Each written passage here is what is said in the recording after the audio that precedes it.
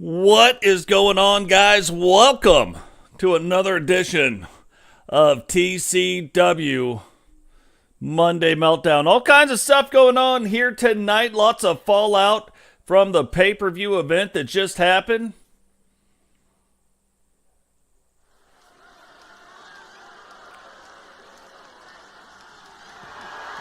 The following contest is scheduled for one fall and is for the United States Championship. What is going on, Digital Dogs? Welcome to the show. Big night for TWO tonight, too. They are in all kinds of matches, doing all kinds of stuff tonight, trying to take over the world of wrestling. What is happening, Sly Cooper? Welcome to the show. Jamar Games in the house. What is happening? Welcome to the show. Heather D now making her way down to the ring. You can see the brand new badging of the women's Total World Order, which we say this all the time. The longest reigning faction in the game. When they formed with the four of them, you might have seen one person come in, very rarely, but we saw Melinda come in and out. We saw Savannah part of it and out. Now Savannah's back and back in it. We've seen Allison Wagner, who is also in it, and then kind of back out, kind of an honorary member. Like, you can only have 5 members, so that's probably part of it. But the 4 members that you have seen, you're going to see Heather D here tonight. You're going to see Misty Watson, and the only one I don't think we're going to see here tonight is Cheyenne. Now Melinda just calmly walking down to the ring. United States title belt around her waist. Going to be going after a title defense here tonight of that United States title. But when we look at the United States title, lots of stuff going on with that. We've seen T. Jones defend that 6 times. Then we saw Melinda come in, win the title, tie that record at 6. Now winning it again, trying to push that record out. So this will be the 3rd title defense if she can get it done here tonight. Guys, make sure while we got a second, share the video out. Let everybody know what is going on right now. Introducing the challenger from Spokane, Washington, the X Factor, Heather D.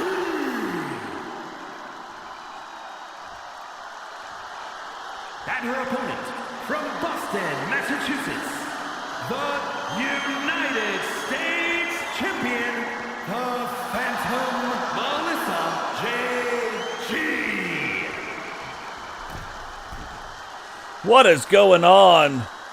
Raymond Jones, welcome to the show.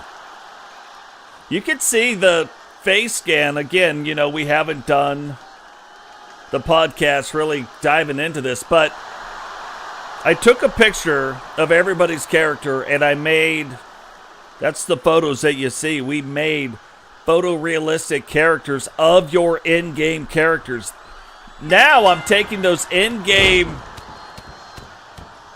the AI rendered photos, the photorealistic photos, and I've set up a thing to run them through and make a face scan of them. Right now, the only 2 people that have had that done, that I've tested it out on, 1, Melinda G, 2, Totes McGoat. So those are the 2 right now that we've done. Now I'm going through and doing it for everyone. But kind of crazy. You see how realistic it looks.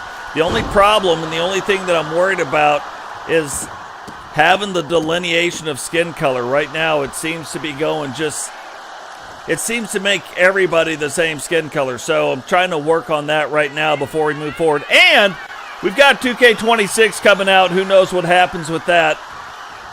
The rules always change. Plus now we've got body morphing. We will have face morphing, all that stuff supposedly back in the game. So we will see. And look at that. Heather's like, hey, let's just get right back into it. Little rope assisted, corner assisted Hurricane Rana, hooks the leg, 1. And only a 1 count. Now, one of the interesting things, too, about this matchup is you've got Heather D, who, if she gets on a roll, very, very hard to stop. But you've got Melinda, where she can stop you dead in your tracks and turn a match around in 2 moves. So you have a little bit of both on both sides. How is it going to play out right here?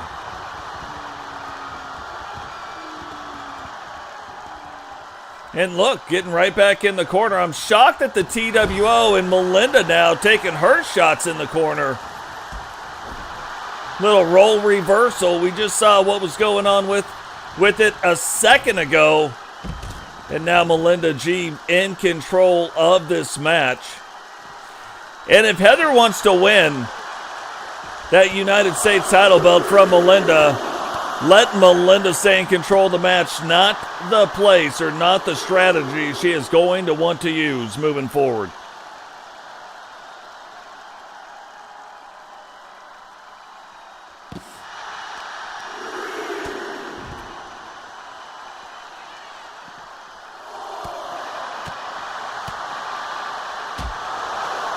Yeah, we've got so many different things going on right now. I am really thinking we are going to build up the second channel that'll have the different stuff like the baseball, like the division, like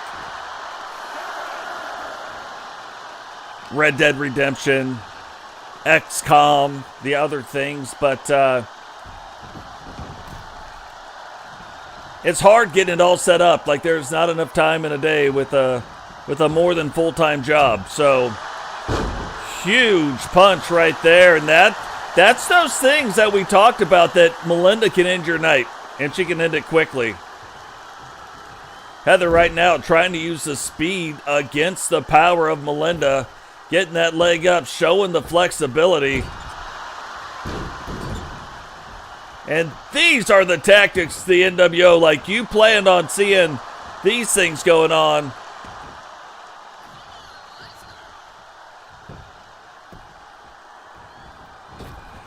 These are the kind of things you expect. A drop kick, but did you see how she hooked that top part of her foot also behind the head, really? So you got the impact going forward like that. Oh, taking a page out of Cheyenne's book right there. And that will get a match turned around in a quickness all by itself. Remember, though, Melinda having the champion's advantage. She can lose this match by a countout, but the belt will not change hands.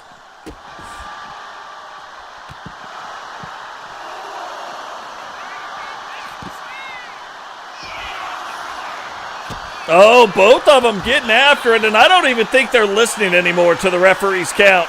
Look at the absolute state of these two.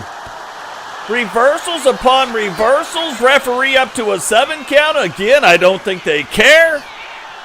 And that might be the end of the match right there. Melinda picks her up to a 9 count. And oh, the referee held it up but didn't say the words. Fafo slam, hooks the leg. 1, 2.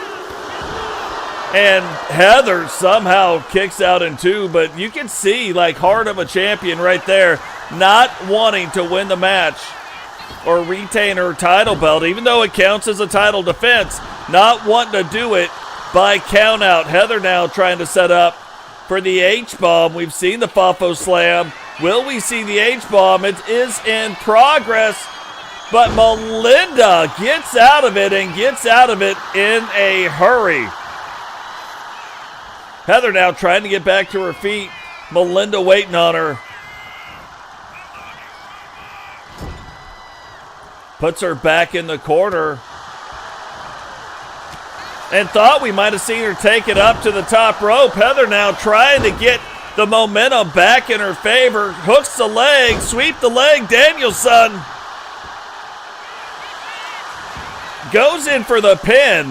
1, 2.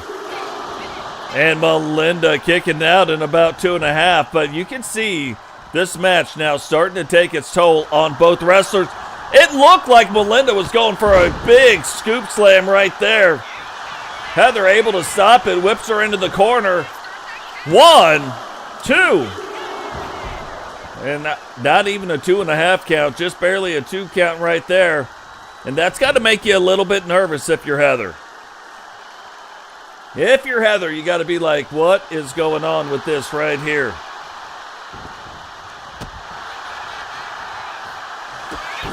Melinda getting back to her feet. And look at this. Crazy pin combo right there. And Heather able to kick out in 2. But if you wanted to start off a show, this is the way to do it. And standing toe-to-toe with the Marine, not probably the place you want to be standing toe-to-toe. But back and forth, the chops. Now the smacks. Heather's like, she's tired of getting smacked. And I don't blame her. I'd be tired of getting smacked as well. But right now, giving as good as she's getting. So, oh, closed fist. Both of them go to closed fists. And now look at it. I'm surprised somebody's not busted open yet. And again, going in, going after this might even be it. 1, 2. And Heather finds a way yet. Found a way. Tried to duck out of the way, but ducked right into the Fafo Slam. 3, and what a finish to a great match.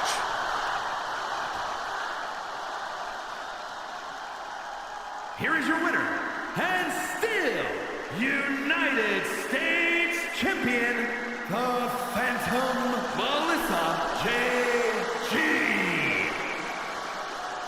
Man, you look at that. It looked like Heather was going to duck out of the way and to kind of get back after it. Instead of getting out of the way, what ends up happening, she ducks right in to the Fafo Slam, and there is no way you're going to sit there and take 2 of those in a match. So, great title defense. That gets her up to 3 times. That is half the record. Can she continue to keep it going?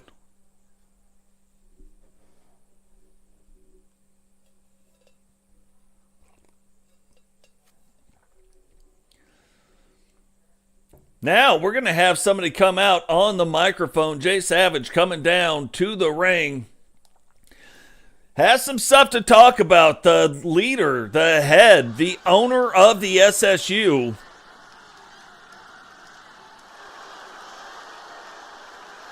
Gonna make his way down to the ring. And we'll see. It's scheduled for one fall. Making his way to the ring, representing the Infiltrators. From Tacoma, Washington, weighing in at 262 pounds, Jay Savage. What's going on, Samurai? Welcome to the show. But again, we watched the pay-per-view, watching Bash at the Beach, and I got to tell you, SSU wrestlers kind of on fire right there. Now, we saw them win back their world title that Totes had stolen from them. Getting to see for the first time outside of the SSU, getting to see the Ripper. Scary Dude ends up beating Totes 2-0. And now controlling the show of Jay Savage over there. So what is that going to mean for the SSU wrestlers? I'll tell you this. It caused a lot of turmoil. But now Jay Savage on the mic talking about, you thought you could steal our title. You thought you could come out and do whatever you want. Well, since that's what you thought, issues an open challenge to anybody who wants to walk down that aisle. And I think we're expecting to see Totes walk down that aisle and call him on the challenge. We know Totes has a match later on tonight.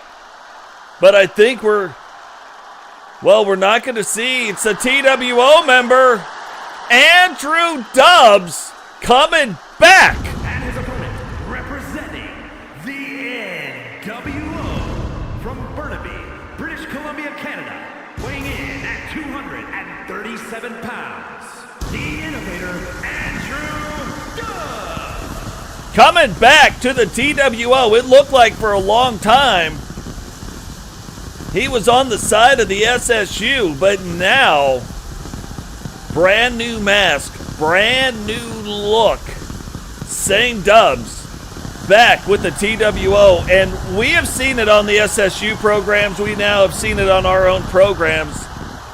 And it kind of falls in line with what the NWO used to do back in the day. But the Total World Order, they don't seem to care about contracts. They don't seem to care about the show.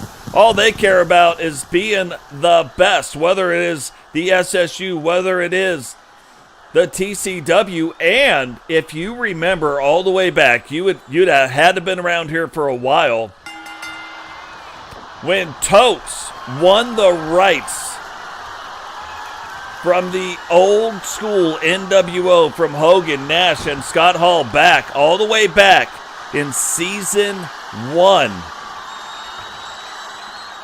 There was a clause in the contract for those wrestlers where they could traverse any shows, because Totes still owns the rights to what he turned into, even though he's not the leader.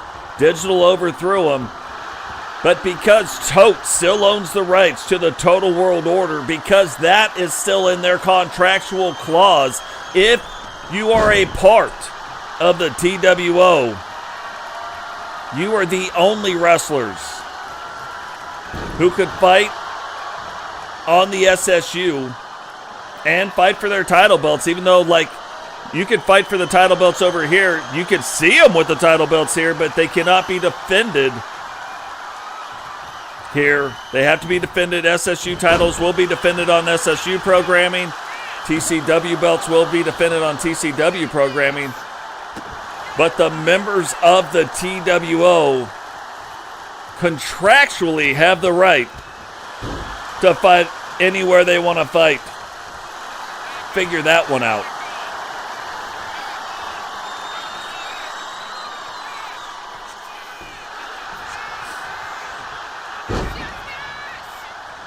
But regardless of that, we're seeing the owner of the SSU, which Jay Savage retired, just like Totes retired in the SSU. Jay Savage retired in the SSU. Technically, Jay Savage has a contract here in the TCW. Could he unretire? Could he walk away from the TCW, or will he choose? It's almost like keep your friends close and your enemies closer. Will he choose to just be management over in the SSU and wrestle here in the TCW? I don't know. We're going to have to keep watching. We'll have to wait and see. But we know that at the end of Season 7, the wrestlers who signed the contracts in the SSU will be on SSU programming. The wrestlers that signed the contracts with TCW will only be on TCW programming. So that's who they will be representing, no matter where you might see them at. We will be seeing some crossover pay-per-views. We will be seeing stuff, and we still have the big crossover pay-per-view that will be a Royal Rumble like you have never seen before. Every single elimination will matter. Every single person that gets eliminated will matter. Every single person that does the eliminating will matter. And then the winner will matter. Like it is a Rumble like you will never see. Oh, and it's interesting because you look at Andrew Dubbs. He seems to take it to another level when he is paired up, when he is with the TWO. It's like he's already got confidence, but it's like he takes that confidence to the next level. He takes that boost to the next level. So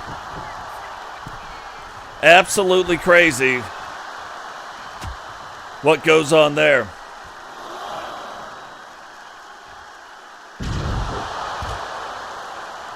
And Jay Savage, look, Jay Savage has won a Universal World title here. So even though there are no titles on the line in this match. Don't be fooled. Both of these men very well accomplished. Andrew Dubbs winning the SSU world title over there. Really becoming a part of something else. What is going on, Witcher? Welcome to the show. And guys, look, Witcher buying tickets for everybody. Witcher throwing down on some tickets. So that puts us about halfway to our goal right there. You look at Digital Dogs buying his tickets. Big shout out to you, brother. Witcher buying, looks like she's buying 10 tickets. A big shout out to Witcher as well. Witcher just becoming the second 10-time women's champion. So big stuff coming for her. And look, at the end of the day, this is what started the whole thing in the first place. Was Witcher's contract. Now Witcher in the TCW. Recently, some other things have come to light that, yeah, we've got to look at it with another wrestling promotion and see what is happening there. Talking through it with some other people. I don't think they understand the repercussions of what they're implying, but still very interesting. And you guys hear me say it all the time, rising tides raise all ships. Is this gonna do it? 1, 2, 3, and this is what I'm talking about with Dubs. Here is your winner, the innovator, Andrew Dubbs. What's going on, Herbie? Welcome to the show, brother.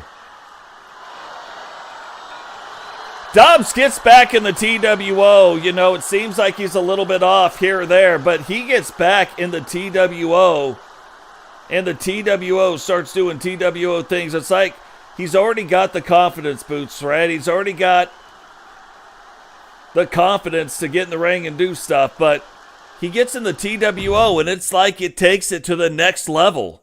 It's like the next thing you know, like he can beat anybody. He just beat a Universal World Champion. Yeah, he won a championship. He won the World Championship in the SSU. How many times? I don't know. But I know of one.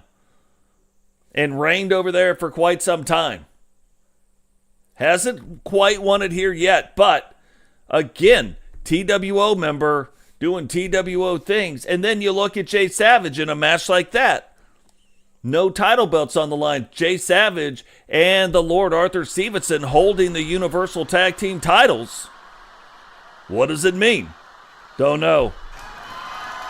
The following is an Elimination Chamber match. The rules of this match are as follows. 4 participants will be locked away in their respective pods. 2 superstars will start the match in the ring.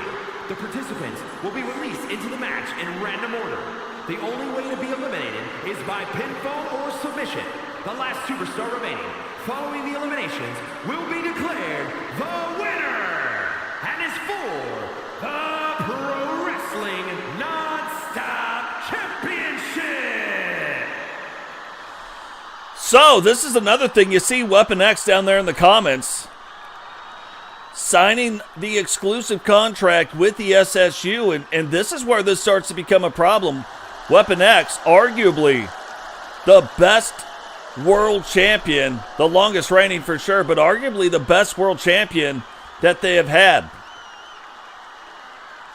It used to be, if you were here in TCW, you could probably hide from that. The challenger from Asgard, weighing in at 198 pounds, the Universal Cruiserweight Champion, the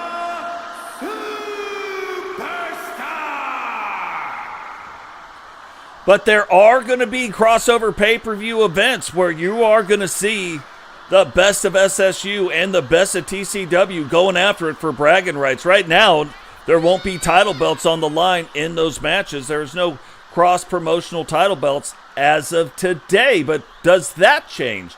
That could end up changing depending on how things go. So, but you start seeing the cross-promotional stuff Is Weapon X the best in the universe? Maybe he is. But he's going to get the opportunity in those kind of pay-per-views to prove it. You guys are going to get those opportunities to prove it. So, right now, TCW Special Series Survival Title Belt, the only way to win it is in an elimination chamber. The TCW Special Series titles. Representing the NWO from Boston, Massachusetts, weighing in at 205 pounds, the unpredictable Shin E-Bond. But you guys are going to get the opportunity to prove it too. So you look at like, what happens if the SSU World Champion, now again, title belts won't be on line, but what happens if the SSU World Champion steps into the ring with the TCW World Champion? Some bragging rights going to be able to happen right then and there. Yeah, you might be the best in the SSU. Yeah, you might be the best in TCW, but are you the best in the universe? You're going to find out. What is going on, Matt Storm? You are going to want to stick around for sure.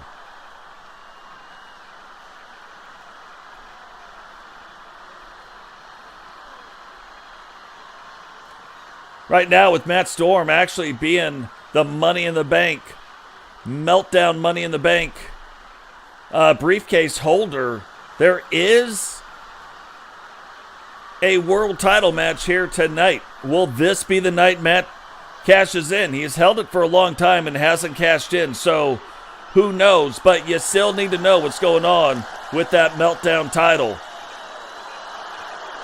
And we have seen that title belt defended probably 10, 15 times since he has won that briefcase. Representing the Hit Squad from St. Louis, Missouri, weighing in at 226 pounds, one half of the United States Tag Team Champions, C.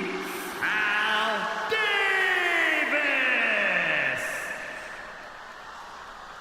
So one half of the United States Tag Team Champions coming down. And remember, in these matches, we know Miguel Morales is the champion, but this is 100% random. We do not know how it's going to go. We do not know who's being released. Matter of fact, I get this wrong most of the time. Like, I've almost got a 100% record of guessing wrong of who's coming out of the chamber. So, but we've seen 3 guys come down to the ring. And so far, we haven't seen the champion. So is the champion going to be starting out the match inside the ring? We have seen a couple people win it from the 1 or 2 position. So it's very possible. But it's still the harder road to hoe. And no, he will not be starting out the match. And introducing the champion, representing the Infiltrators from Houston, Texas, weighing in at 228 pounds, the Pro Wrestling Non-Stop Champion, Mighty Michael Morales. So Miguel Michael Morales, 3M, right? When Miguel Michael Morales came to the TCW, when he signed the contract, didn't get off to the best start, then said he wanted to make masked wrestlers, make luchador wrestling great again, and kind of dons the mask. Now, he wrestles in the SSU with no mask on.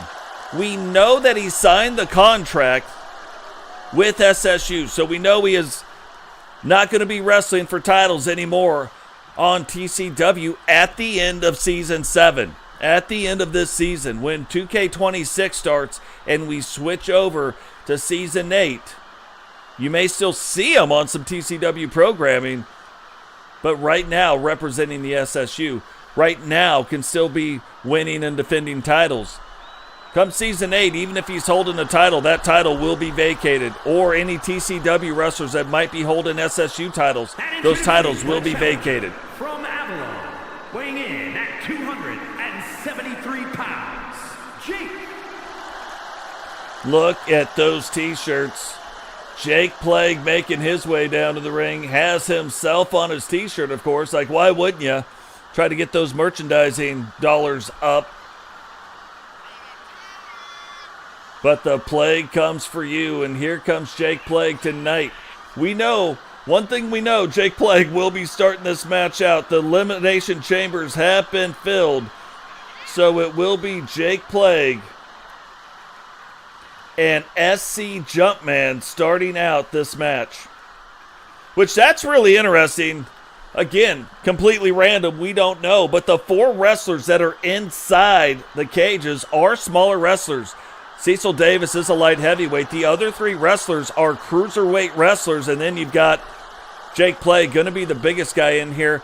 And it's interesting that management booked SC Jumpman in this match, because SC Jumpman, yeah, he's got some size, but doesn't have as much power. He's a big guy, but he's more of a speed guy. And look, Jake Plague walking right over to the champion saying, you can see, now we don't know what he said for sure, but it looked like he was saying that that belt is his.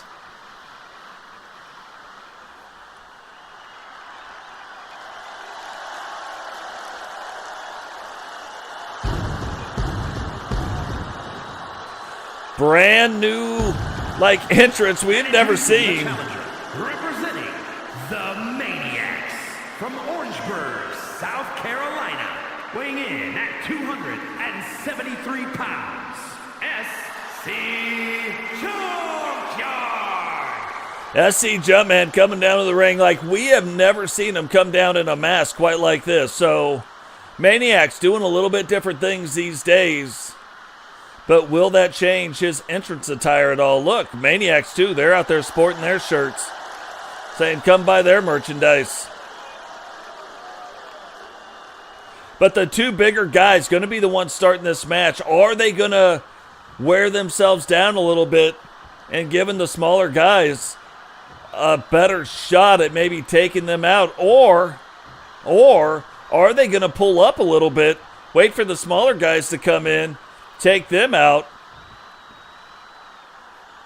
and then try to face each other at the end? I highly doubt that. But the newly designed Survival Championship, it looks close to the other one, but brand new Survival logo now on the belt. Well, you wondered if they were going to kind of slow it down. No, they are not. SC Jumpman getting right to work. But again, SC Jumpman, not one of the more powerful big wrestlers, but definitely the most agile heavyweight that we've got. You're not going to see him flying off the top ropes, but he can take it off the top ropes, a little different than some of the big guys. So he understands, even with his size, that he has got to stay in control. And you can see an obvious difference between Jump and Jake Plague. Jake Plague, one of the taller wrestlers, not heavier wrestlers, but one of the taller wrestlers in the TCW. That's why you can see SC Jumpman, both heavyweights, can still pick him up. Jake Plague doesn't go into the super heavyweight category like you might think. Looks like he would, but does not. Oh, I'm going to say Cecil Davis. We'll say Cecil's coming out. Oh, look at the state of that. Oh! Oh, look at me. 1 for 1 in the right direction this time. I'm ruining my perfect wrong record right now. So next, I'm going to guess Chillivac. I'm going to guess Chillivac's coming out next. I got to get that in early, or I'll forget. And look, the big guys really wanting to get after each other. Cecil swinging and missing, and you cannot do that. And look, that's a normal, just move right there, but it becomes even more powerful with Jake Plague just because of his height, being able to generate it. Remember, I guess Chillivac Chilavox next. And wrong, but the champion now in the ring. Miguel Morales, or as we like to call him, Miguel Michael Morales, little 3M, little Sierra Romero, right?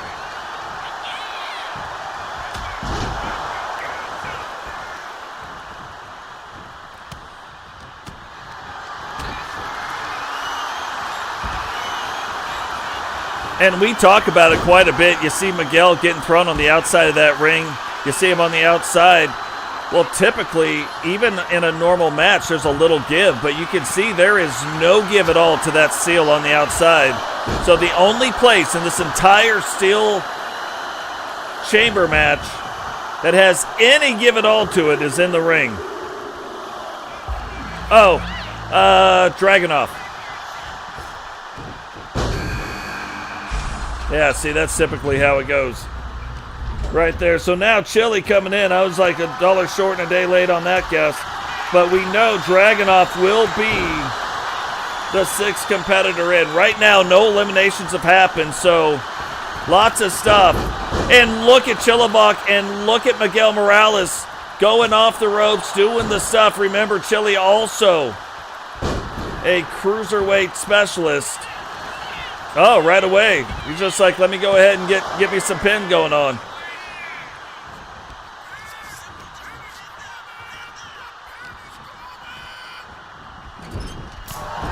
Oh, that is a big smack right to the chest of Cecil Davis.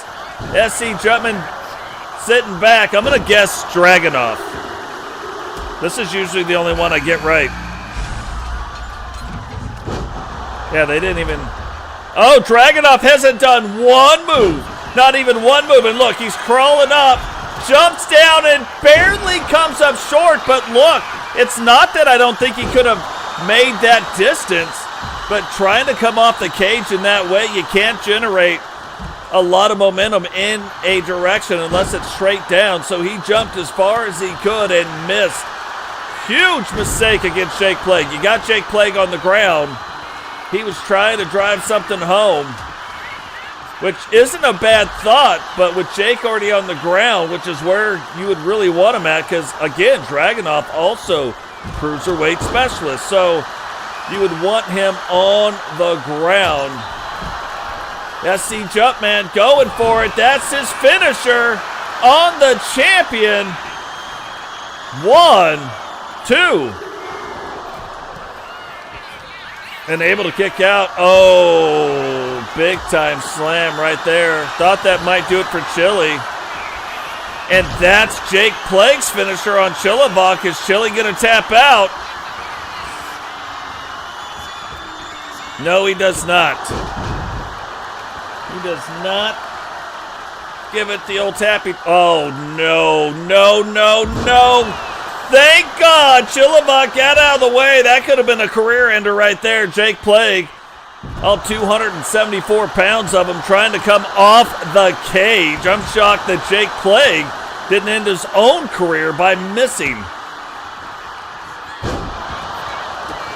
Oh, that might be it for Dragunov. 1, 2. Dragunov finding a way to kick out. Cecil getting him, and it looks like Miguel and Cecil now standing toe-to-toe in the ring. Cecil's another one that got a shot early on in his career. Like, he earned it, but got a shot early on in his career at the Universal World title when, at the time, Sting was holding it. Did not beat Sting, but hasn't really got a chance since. So, something you definitely want to watch out for. And look at this. Look at this. Is this the end of Dragunov's night too? No, ends up kicking out in 2.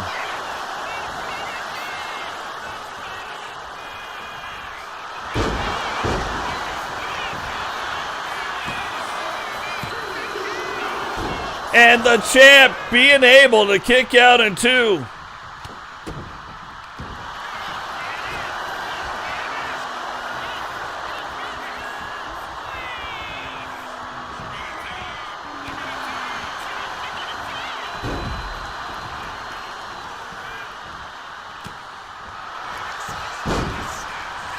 Can Dragunov sneak in a little pin?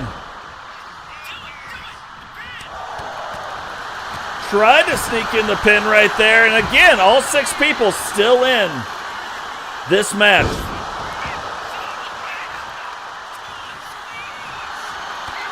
Guys, while we got a second, we might not.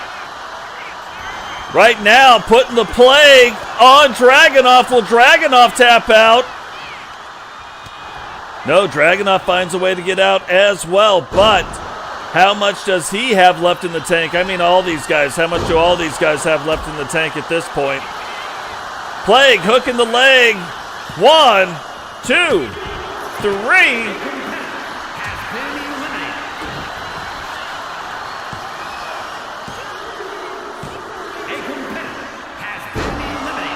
Cecil getting eliminated.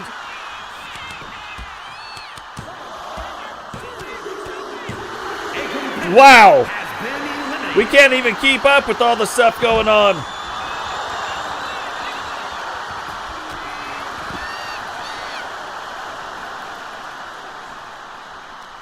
Can't even keep up with it all. I haven't even caught up with the writing of it yet. But now it comes down to the 2 big guys and the current champion, Miguel Morales. Can Miguel hold on to that title belt? What's going on? Solo, welcome to the stream. Miguel going up top, and so far this has not worked out for the guys going up top. Oh, it works out now. Will he go for the pin?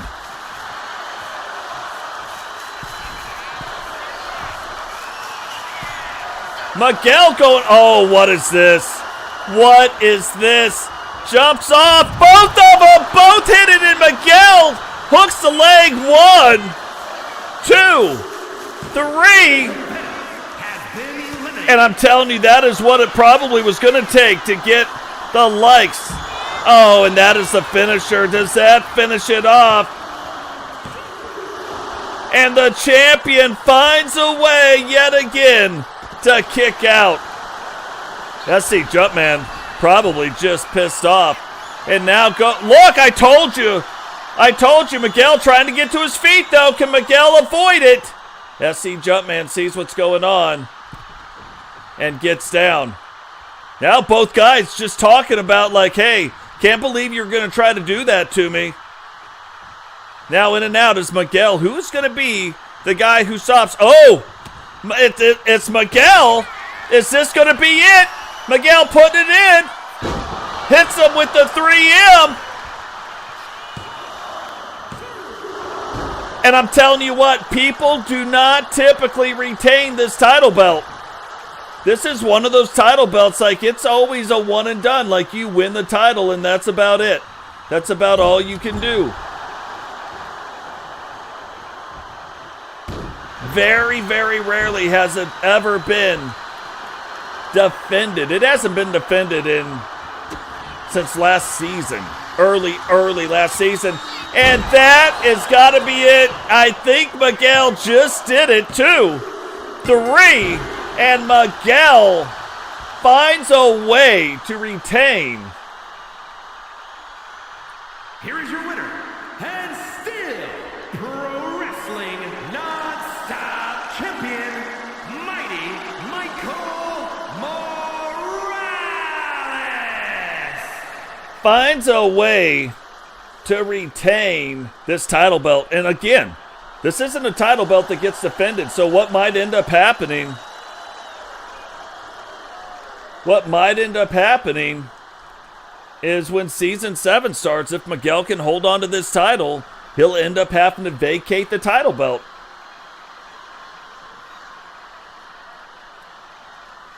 Because we know Miguel has signed with the SSU.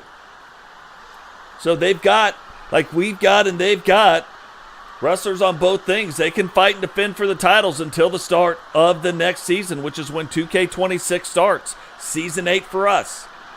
So absolutely crazy being able to defend that title belt. Again, it hasn't been done. Like you go all the way back. It was only done a few times in Season 1 when it was fought for differently. As soon as it changed over to this, it's only ever been done one time by a guy who no longer wrestles here. And now Miguel, like, we're going to see it on the next Monday Night Meltdown. He's going to defend it again. We will give him a shot to break the record and defend it again.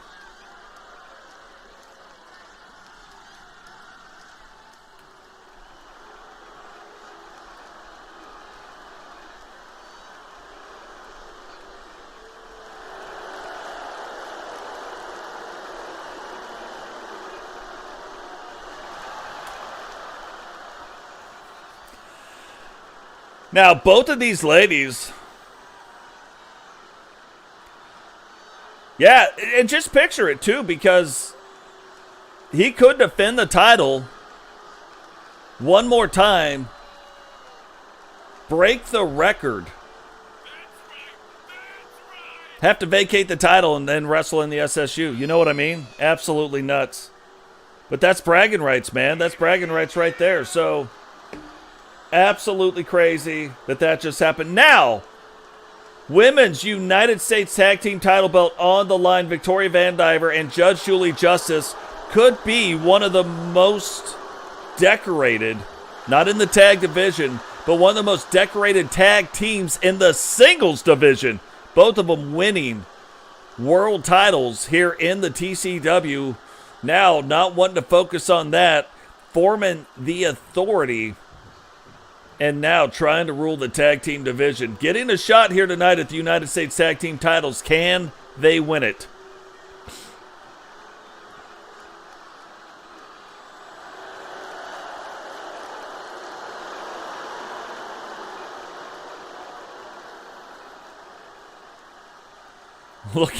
Look at the state of this. Coming down, United States Tag Team title belts on the line. Lady Rock, you know, it's interesting. We watch these two fight in these matches, and we see them get absolutely dominated at the start of all their matches. Just dominated. But this team is known for taking your best punches, coming back right at the end, and snatching a win out of the jaws of defeat. Like, you believe you're going to win. And these two come out of nowhere and end your night in a series of moves. Like, we've seen them end it in different ways every time, but just absolutely on another level. And we don't typically see that. We might see one person get dominated, you know, and they might switch who that person is. But it's both of them. Both of them absolutely dominated the entire match, and then they come out and they win and defend. So will they be able to defend those title belts here tonight? This is their first title defense. This is the second time they've won these belts. First time they won, they had a pretty good, they went on to defend them 2 times, so had a pretty good run with the tag titles. But can they do that now? The following contest is a tag team match set for one fall and is for the Women's United States Tag Team Championship. Introducing the challengers, Victoria Van Diver and the Judge Julie Justice, the Authority. And their opponents, the Women's United States Tag Team Champions, Kai and Lady Rock, Pretty Deadly.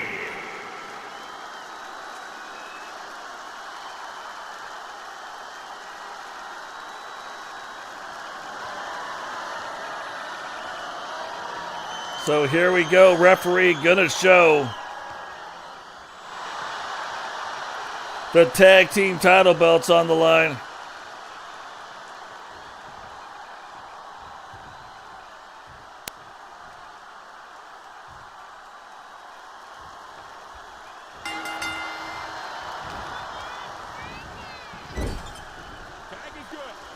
And maybe tonight, maybe tonight after all the stuff, that got him here, got him the tag team titles, maybe the belts are going to make them say, hey, let's stop getting whooped so much and let us start out doing the whipping. Like, they've got it in them to do it, but it's just crazy. And if they're not starting out taking your best punches, like, you better be nervous.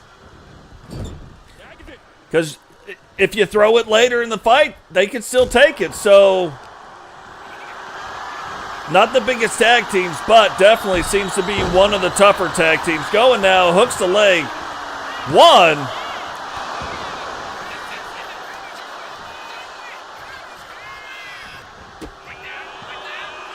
Victoria Vandiver fighting back, and Victoria Vandiver's got a finishing move that is absolutely on another level. Absolutely on another level. It kind of looks like a choke slam, but it's so much worse than a choke slam. Instead of grabbing you by the throat, she almost picks you up by the waist. Still picks you up as high as that. So even with her height, you start looking at some of the things that happen, and it is just next level crazy. The name of her finishing move, called Terminal Impact, recently just named, so I had to look at it.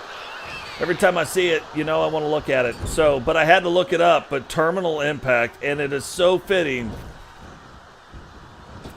for her style of wrestling. It's so fitting for the move. And again, we're looking at some things, and the Authority, no stranger to getting wins in the ring. So even though maybe it didn't quite start out the way they wanted to, they go in, they get the tag, get things kind of reset, get back in control, and now they're the ones quick tags in and out. So this has got to make you a little bit nervous if you're the champions, but you've been here before. You've taken some of the best shots I've ever seen tag teams give, where I'm like, there's no way they're getting up from that. They do, and then they win the match to top it all off. I wasn't even thinking win. I was like, man, I don't even think they can kick out of what they're doing. Right now, pretty even back and forth, though, between these two teams. A lot of give and take. I don't think Penny expected to knock her down off of those chops, but hit that one chop in the back, kind of made her stumble forward. I think that shocked Penny as much as it shocked anybody, and allowed the judge to get things turned back around and then get Victoria tagged into the match.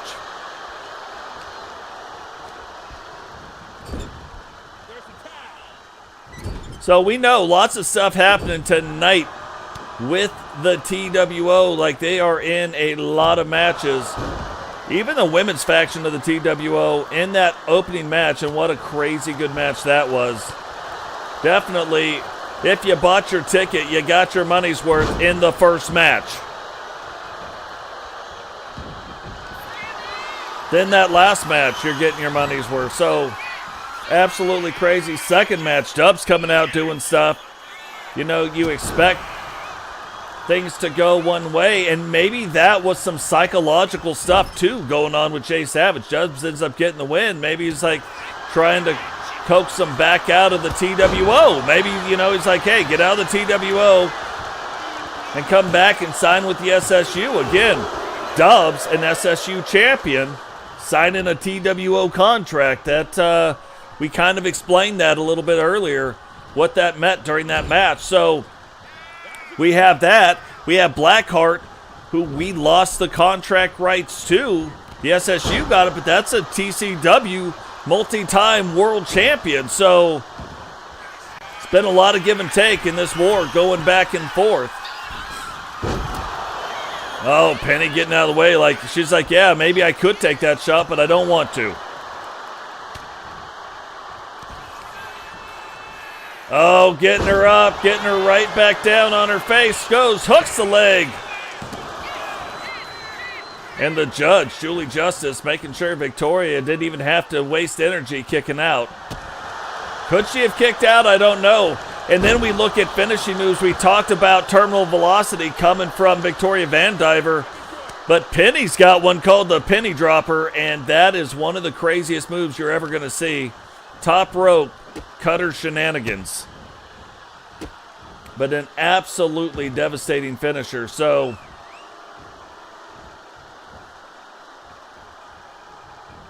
Lady Rock now getting in, staying in control of the match.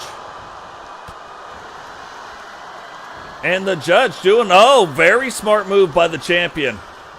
Champion's like, okay, yeah, I do know you hit me, but let me keep my eye on the prize. Victoria Van Diver's a legal person, so let me not exact revenge just yet. But let me get Penny in so I'm ready, just in case the judge does get tagged in. Maybe she can, oh, here we go. Is she gonna do it?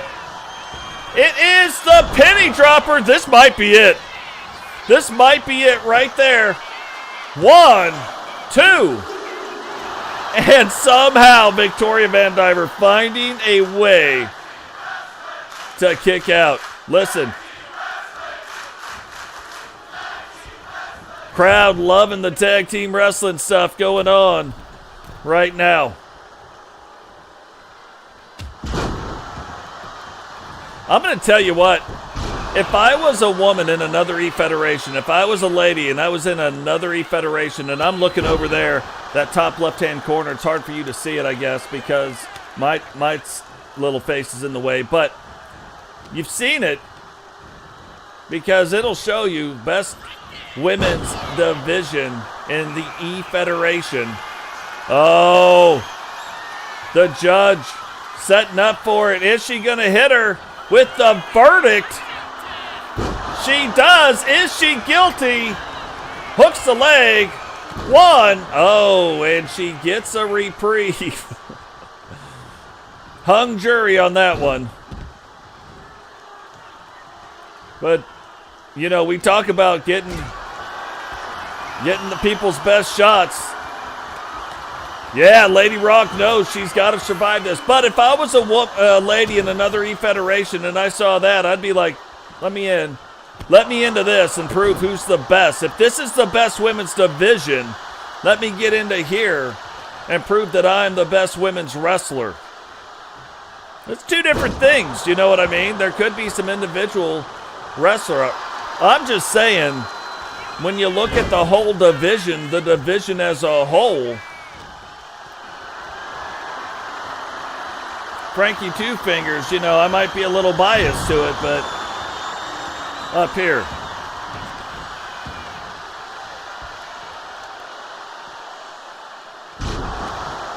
I mean, we've got women wrestlers that everybody wants. You know what I mean? The creator of Witcher, right here. The creator of Melinda G, right here. Creator of Ozzy. That's me again. So, top-notch wrestling, top-notch wrestlers. And there's more. We've got some upcomers that are doing some stuff. Cheyenne, Crimson, Jane, T. Jones. Like, I put them up against anybody. Monica Monroe. I am not the creator of Monica Monroe. Monica creates herself.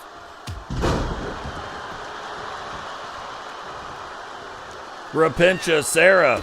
I'm telling you, you just go Phoenix, Mimi. We just go down the list. You know what I mean? All good.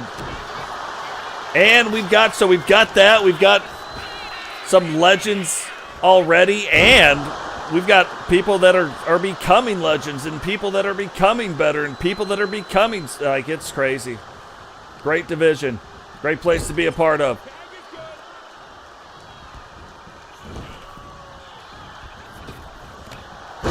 Oh, look at this. Now remember, Lady Rock taking that shot, getting hit with the verdict already. If she got hit with terminal velocity, it might be all over but the crying. So she has got to find a way to get out of this ring, get Penny tagged back in. And you can tell Penny a little beat up as well. But look, this has been every match they've been in. Every single match they've been in, every single time.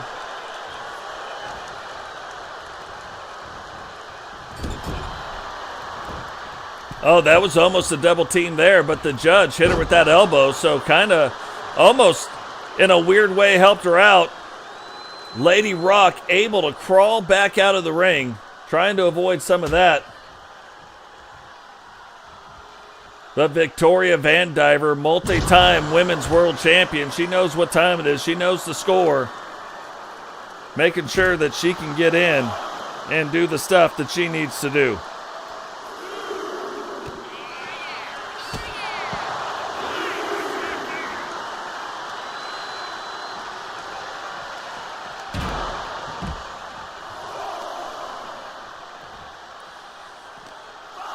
And this might not be, well, she might bring her back in, but I was going to say this might not be like a bad thing, you know. Every time, oh, we see her try that before off the second rope and miss. Hit it off the top this time. That might be the thing that starts turning things around back in their favor. We have said this when we see, oh, watch out. We've seen them win. We've seen them win on stuff like this. Is she going to go for the pin? She does. But the judge, oh, the judge got blocked, but then finally gets around the referee. Didn't want to take out the referee, and Penny right away tags back in Lady Rock. I don't know if that's the best move, but again, these guys are the champions, so who am I to say? Who is Frankie Two Fingers to say what's the best and what's not the best?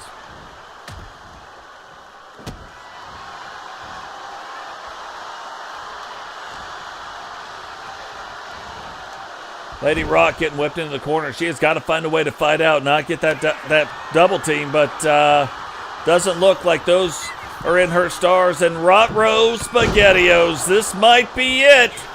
The judge now going for the pin. Oh!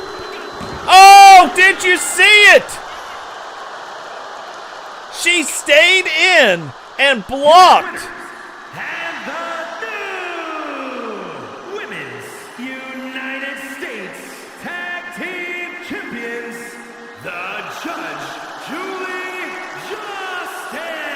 She stayed in. Victoria Vandiver, the Authority.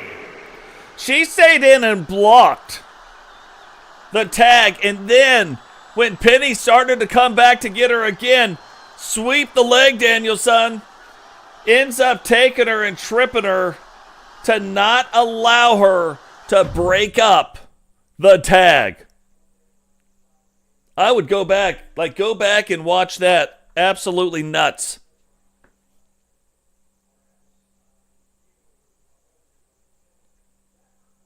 Now, Rated R2K, again, a great hardcore guy, getting ready to challenge Digital Dogs. This is the time he's got to do it, because if Digital defends it again, he might not get another shot to do it before the record gets broken. The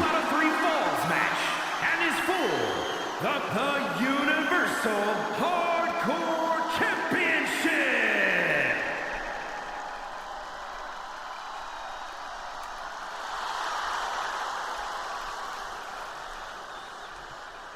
Might not get a chance to do it before. Now, we can see, we still don't know at this point which way R2K is going. We know he's in negotiations with the SSU. Right now he's repping the SSU. We know he's in negotiations with management and TCW. Which way is he going to go? Which contract is he going to sign?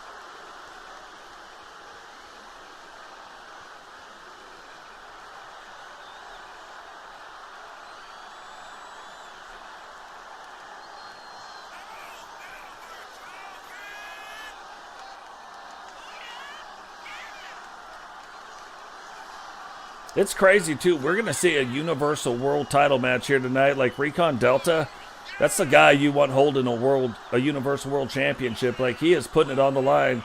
He is determined to be the guy to bring stability to that title. And he is doing quite the job of it. So right now, Digital Dogs and R2K tied for the most title defenses, the longest title reigns of the Universal Hardcore Championship. If Digital wins tonight, he will break the record. If R2K wins, it will be his second Universal Hardcore title win. So, lots of stuff on the line right here. And it's funny, I tell people, I've told Blaze and I've told Solo, this is a different Digital Dogs. He is uploaded, so if you guys want the brand new moveset of Digital Dogs, and I don't know that you do,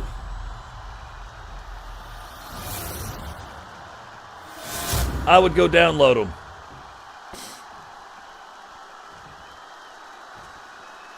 Introducing the challenger. From Jersey City, New Jersey, weighing in at 263 pounds, the Violator, RTK!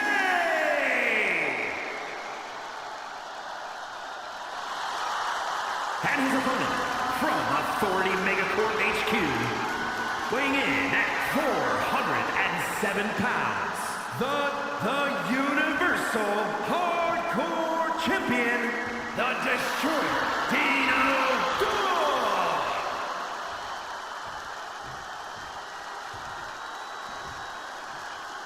So Digital Dogs, and again, Digital's made no bones about it. Since he won the title and Paul the Thing made it basically like a 2 out of whatever match, like 2 out of 3 falls match, Digital has only defended the title belt that way. R2K only defended the title belt that way as well. R2K won it in a tables match and then went to the pins. And then the last 3 title defenses were all 2 out of 3 falls match. But that is the only way. That's how Digital won it. He brought it back, and he says that's the only way he's going to defend this title belt. So kind of Digital starting a new history of the way the title belt is going to be defended. But this is not new ground, and that's what I wanted to make very clear. This is not new ground to R2K. R2K has been on quite a roll as of late, so you're talking about 2 really hot wrestlers in the ring right now going after it, and this could be one of Digital's biggest challenges in a hot minute.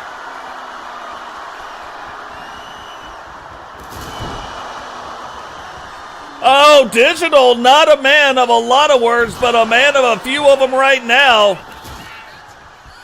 Going out, uses that split open. R2K shouts out to the crowd and then hits him in the head, and it looked like maybe the corner, one of them sharp corners of that megaphone, caught him right up underneath the eye. And Digital absolutely, and look, we've talked about this, Digital has been dominating since going to the new moveset. Still a little bit of the old, but a lot of it of the new. And we know that the guy that was kind of behind that, even though he's not in anymore, but that was Hollywood Hulk Hogan. And you can see a couple little odes to Hollywood in his moveset. But Digital saying, hey, peekaboo, I see you. And most of the time you look at that kind of a move right there where, hey, he's going to throw him up on the whatever. It's not that big of a deal, but you're talking about the tallest and largest wrestler in the SSU or the TCW, and that is Digital Dogs. There is not a guy bigger than him in either one of the federations.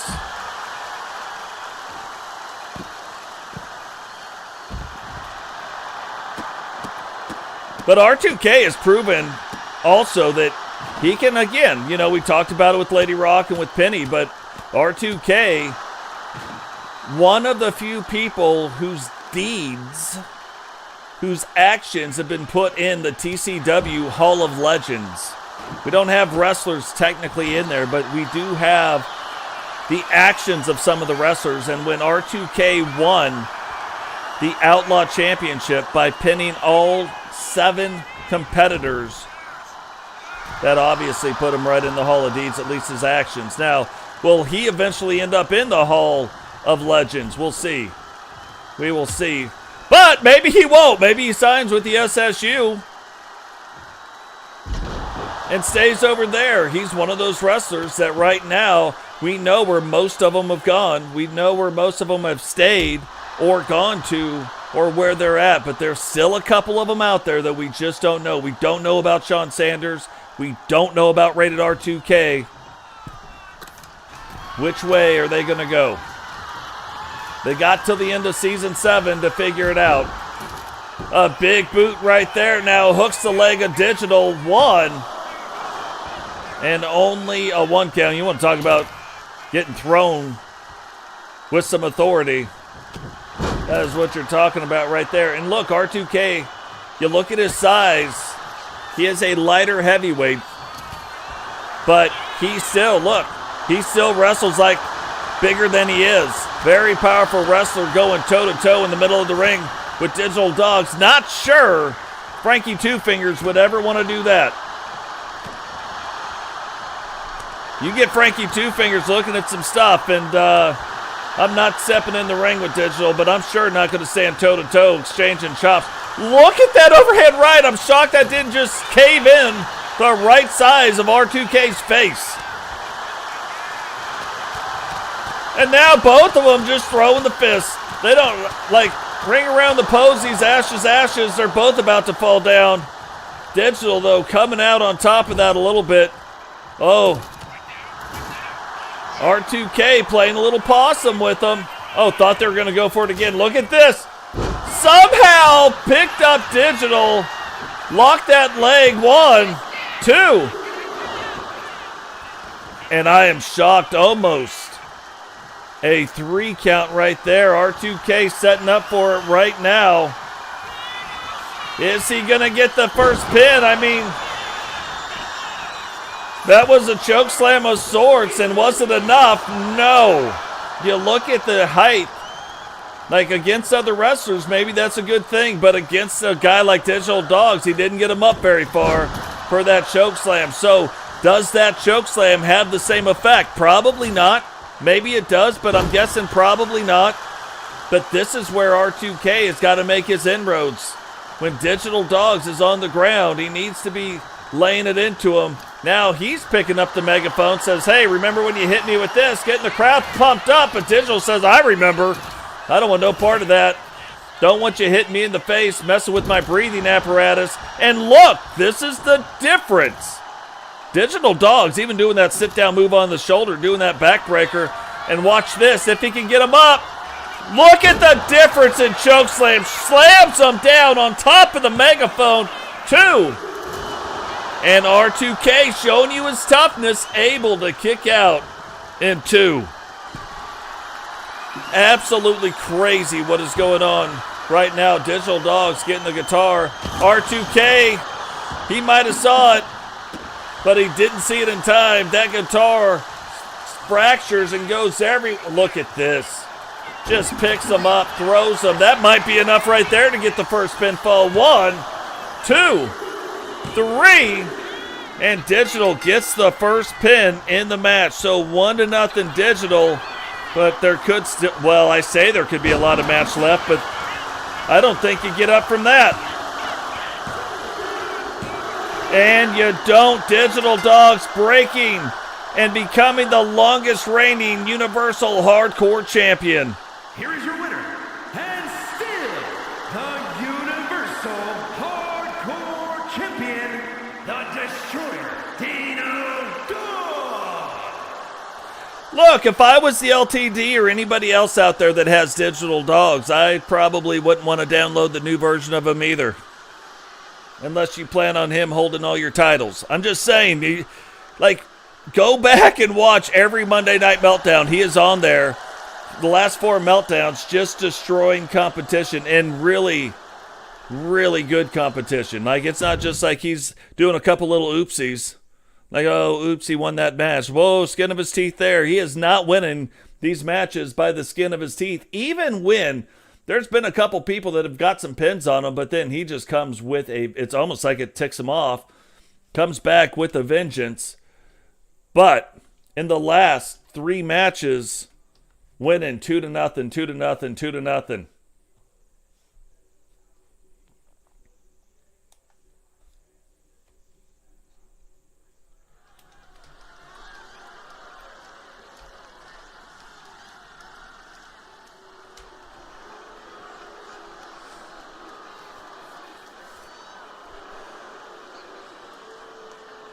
So kind of the newly formed tag team right now. No title belts on the line, but 2 kind of newer tag teams.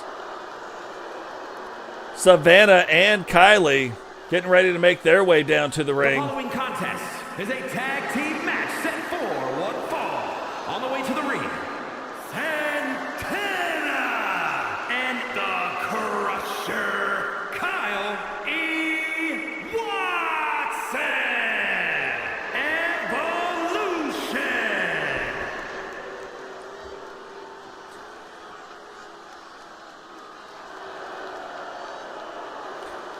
So it's funny, now that we've got these 2 paired up, really seeming to bring out even more in each other right now. So will this start turning into maybe some tag team title belts around their waists? We don't know.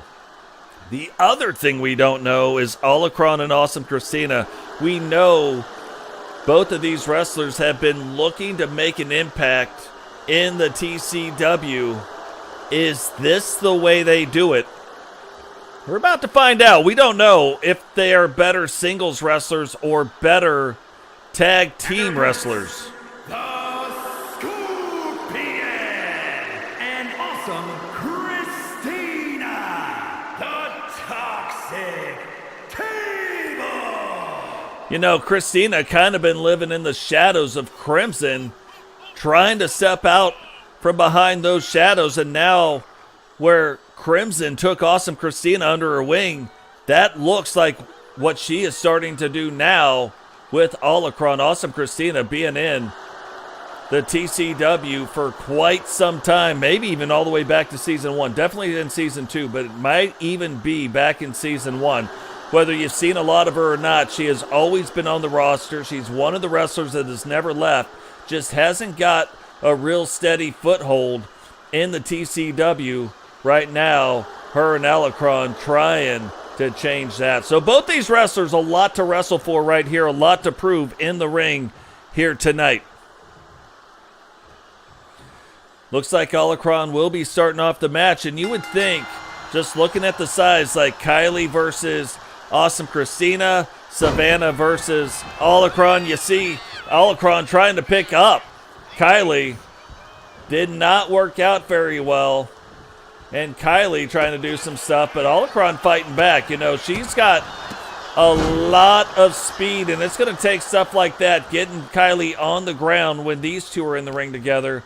When Savannah's in the ring, it's going to be more of your speed against speed type of deal. So, yeah, you would think that this is kind of the thing they would want. Oh, flips her up and right back down. What a devastating move, but Kylie somehow keeping her wits about her and getting that turned back around, showing you the power. Like, we know of the power of Kylie, but right there, putting that power right on display.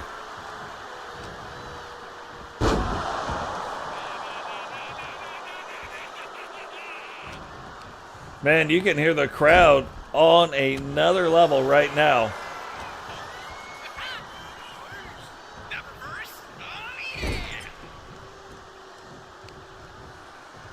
I can hear that guy in the background. He's like, never first? Oh, yeah. We're like, what are you talking about?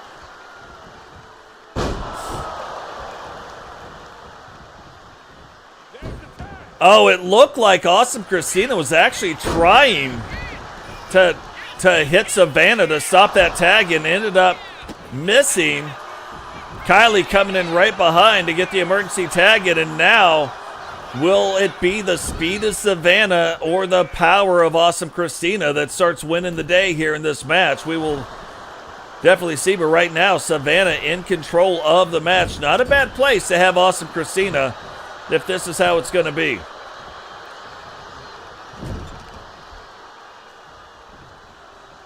What?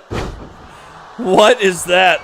Look, Awesome Christina now grabbing that left knee. Savannah trying to weaken the base of AC. You know, if you're wrestling against a power wrestler like Awesome Christina, that's probably what you want to do.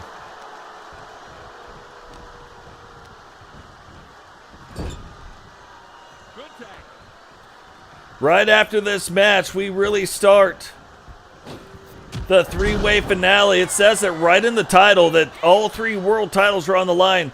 Universal World Championship, Totes Magoats will be facing off against Recon Delta. Recon Delta now looking like he's kind of leading the Powers of Pain.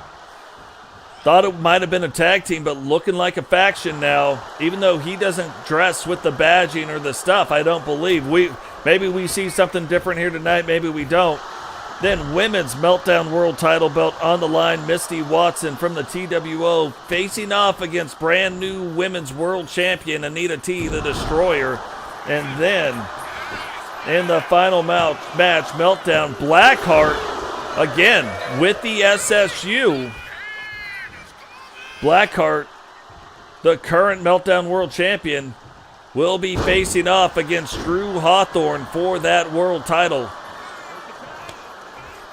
TCW trying to get the world titles and the title belts back from the SSU wrestlers, and they only have until the end of Season 7. So SSU wrestlers right now can fight and do some things with the TCW, the titles in Season 8. That will all stop.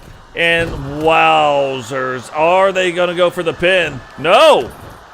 Mounted punches right here. Again, no title belts on the line in this match, but a lot to prove from both of these tag teams.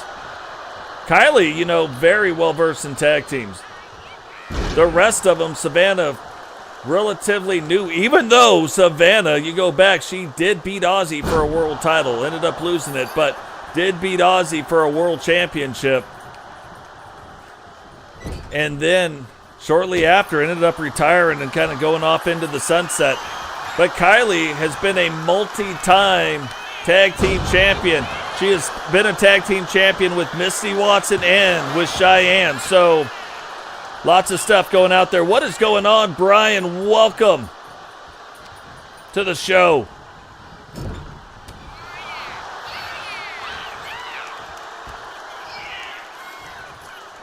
I see that where he's like, he got the power, and I'm like, he got the power. You know what I mean? That's what I'm thinking. Now that song, it's getting kind of hectic. It's stuck in my head. So Savannah gets up there, gets her over. But again, we start looking at this, and you know how Savannah's going to have to wrestle this one. She has got to use speed to her advantage. She has got to have her keep her on the ground, breaking into an armbar like this. Can she get her to tap?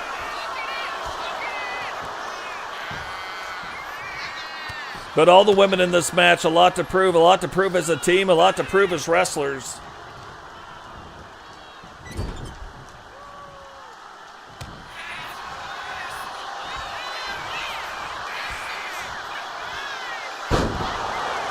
Oh! What a sly move right there. If Kylie can get in, keep Awesome Christina in, control the match, they may just walk away with the win right now. Whips her into the corners. It's going to be a tag team finisher. No! Awesome Christina fights back. AC understanding that the end is nigh. The end is nigh. And she's like, no, not yet. Instead, fights out of it. Now going the other way. Oh, that is huge. That is huge. I'm shocked again. They're not going for the pin right there. Oh, this might be why. This would end your night with a quick... Oh, that's a night ender right there. wisely trying to pull Kylie back out into the center of the ring. Kylie, though, is like, she knows she's got to get to her feet. She understands that she has got to find a way to get to her feet. Kylie fighting back right here. And that's a big slam. Kylie moving slow, getting Savannah in. Probably like more of the matchup both these teams were hoping for. And Savannah flipping it around. And we've seen the TWO going for pins and doing stuff. We have not seen it from the Toxic Table, however.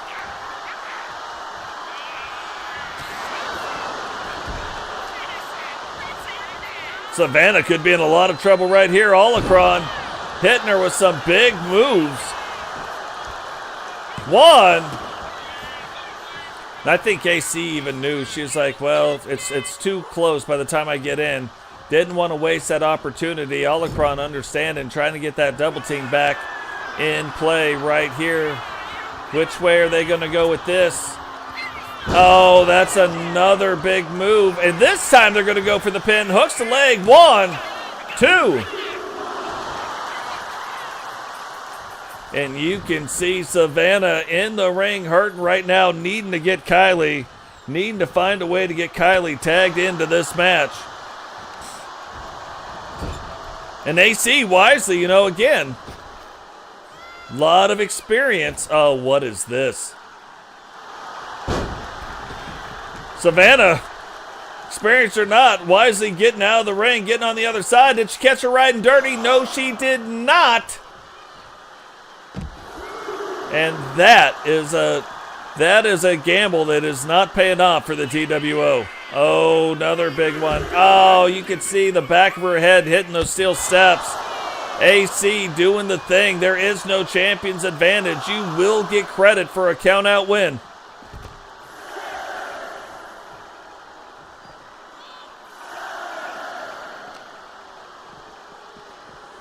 And see, it's pretty wise because, you know, in a match, no titles on the line, you're trying to prove points. You're wanting to prove it in the ring. Like, if you're wanting management to be like, oh, man, these two are on another level. They should probably be getting some titles. You're going to want to do it in the ring. You're not going to want to do it off a count-out. You know, management's going to look at it and be like, yeah, I mean, they won, but they won off a count-out. You know what I mean? Why not believe in yourself? Why not try to win this match in the ring? Like,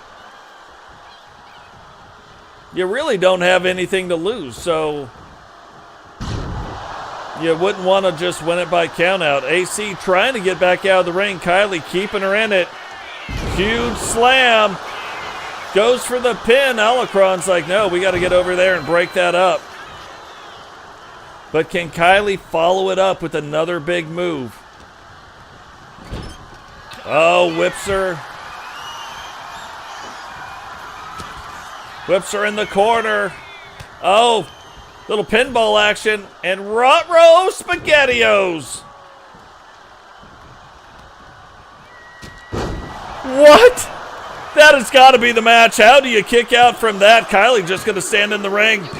Enjoy her front row ticket to it. And Savannah getting the pin. But what an amazing tag team finisher.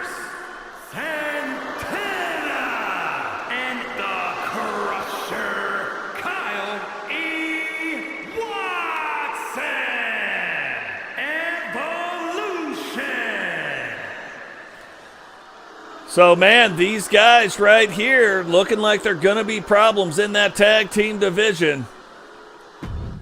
But in a great match, great show put on by all of the ladies involved there. But what a finish to that match.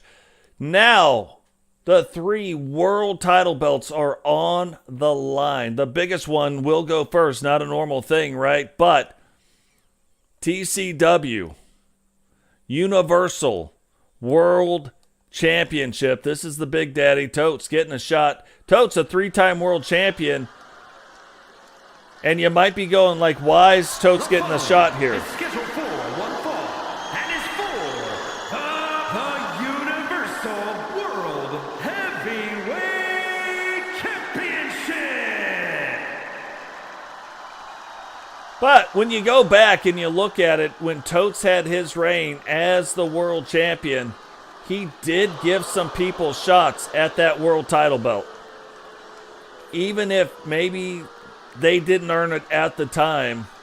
And one of those guys, Recon Delta. So Recon just kind of returning the favor. Recon beating Sentinel, beating Rowdy. Now you beat Totes. Those are the three guys that have held the most world titles. You want to really legitimize your title run, and your title defenses has Rowdy, Sentinel, and Totes involved. You just did it. So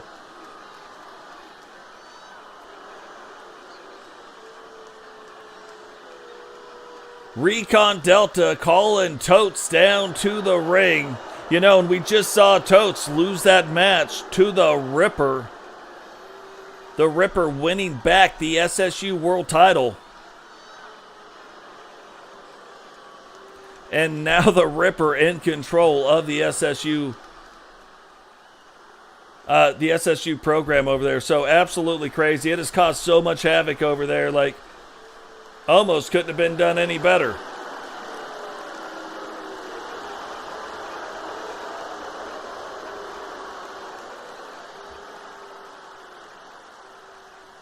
And this is the kind of stuff, you see Recon Delta making his way down to the ring. They must already have the title belt down the ring. He is the current TCW Universal World Champion. But always putting his guys first, and that's probably why when the Wolfpack disbanded here in the TCW, these two guys were looking around and decided to join forces with Recon Delta. Recon Delta using to pump them up, put them out front. Even though this is a match for Recon Delta, even though he's getting ready to go in against a 6-time world champion, Recon Delta still using this platform, pump his guys up, and then try to defend that title against Totes McGoats.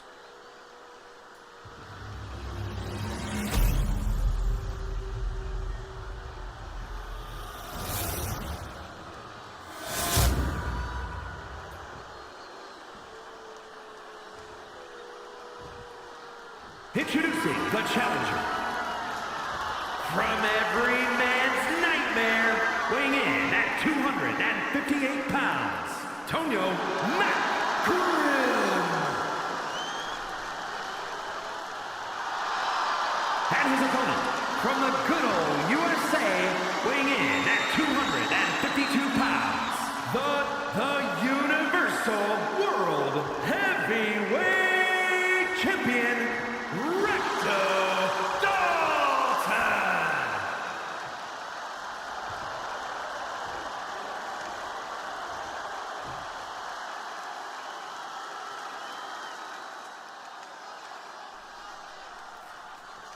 Again, in many days, like, Universal World Championship belt on the line right now.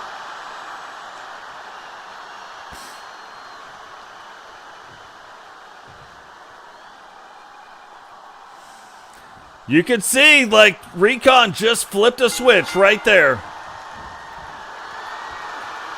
These guys, no stranger to each other. Sitting in the center of the ring, one to display the power, one to display the technical wrestling ability. Recon now showing Totes on the backside. Totes maybe got the best right there, but look at that! And Recon knows who he's fighting.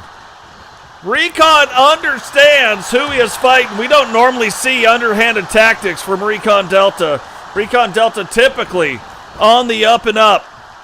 But he knows he's fighting Totes McGoats, and Totes doesn't care how he wins. All he cares about is winning. So Recon kind of establishing a few things in the ring right now, like he is not scared. of doing whatever it takes to win this match against Totes Magoats, understanding the belt that he's got in his hands.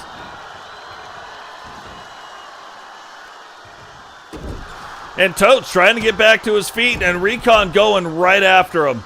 Not letting up, and that is exactly, if you're going to beat Totes, that's exactly what you got to do.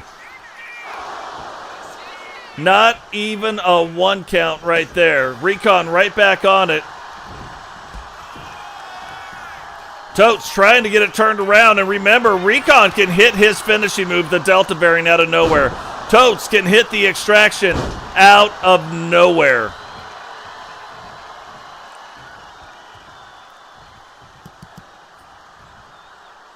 Oh, gonna hit. Oh, and look at that. Slowing the match down. And just doing the messed up things, trying to get into the head of Recon Delta. Now, a few seasons ago, before Totes really kind of turned to the dark side, Recon was struggling. Totes ended up taking Recon under his wing, getting things turned back around, and then they parted ways. But now, Recon kind of saying thank you, returning the favor, giving Totes this title shot, but he knows it's not the same Totes that helped him out before. 1, 2. Look at the state of that. And this isn't the same Recon either. And there it is, the Delta. God, that could be it.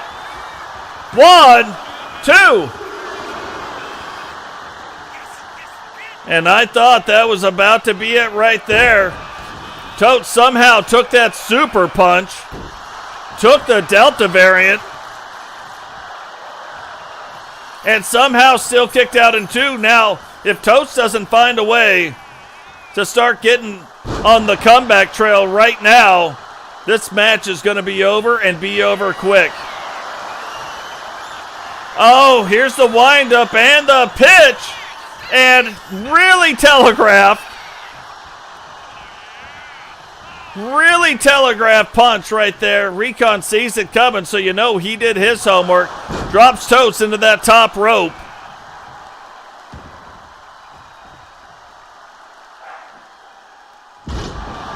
And a big power bomb right there. But again, Totes, and I think Totes is starting to understand that, yeah, the hard head style is the thing, but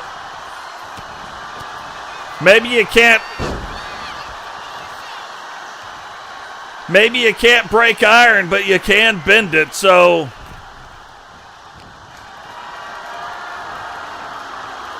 oh, Paul Heyman taking that off. I thought Totes was going to drop him right into that turnbuckle right there. And now going, can he make Recon Delta tap out?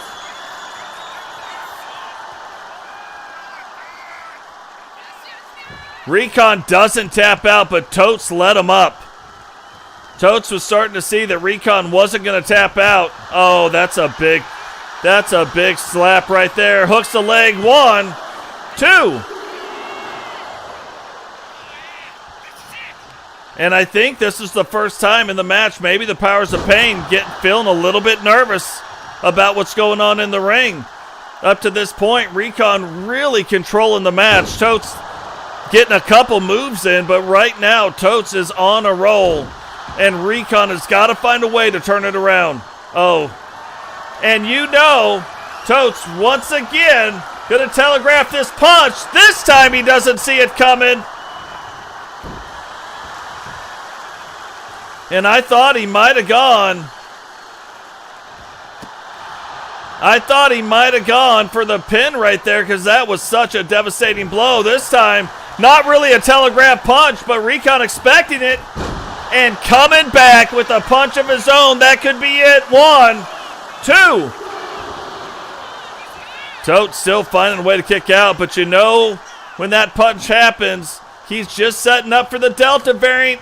Is he going to hit it? He does. And this is all over, but the crying 2. What?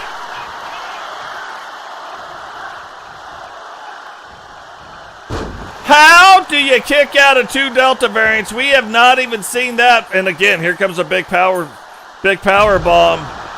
That could be it. But Delta instead going and working on the lower body of Totes Magotes. Oh, right when Totes gets up. Back to his feet. Recon Delta there just drilling him in the corner.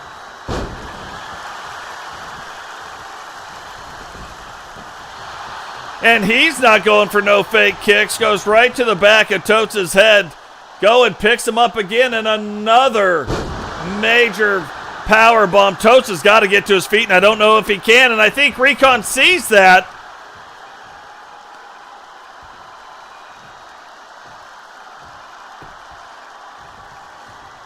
Recon setting him up.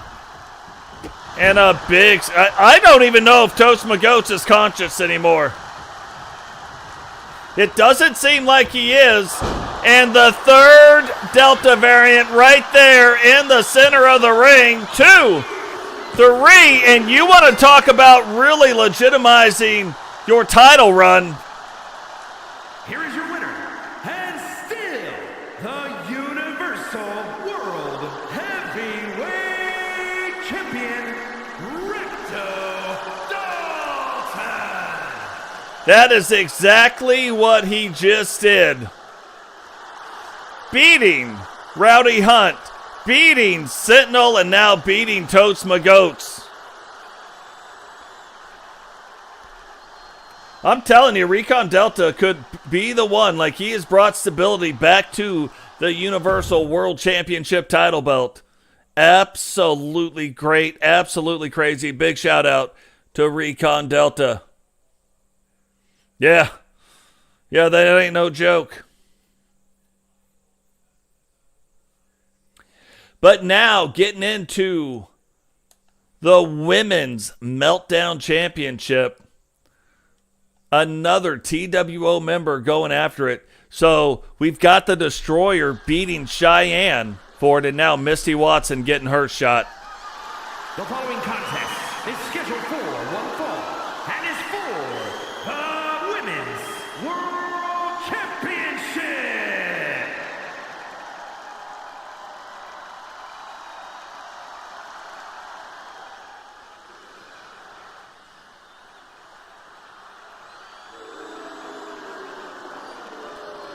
So we know Misty Watson is the monthly Rumble champion. She will be getting a shot at the next monthly Rumble at the Universal World title. However, management putting her in this match tonight against Anita T, the Destroyer. Will Misty be able to bring home that World Championship back to the TWO?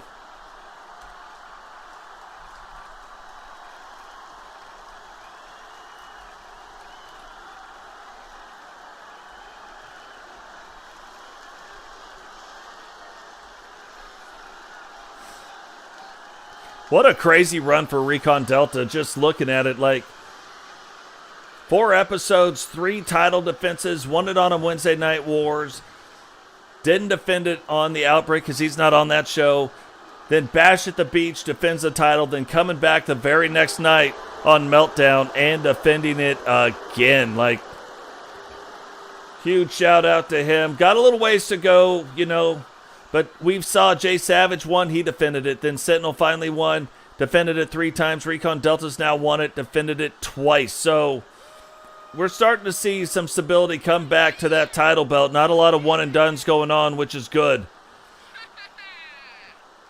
But right now, Anita T, the Women's Meltdown Champion, putting that title belt on the line here tonight.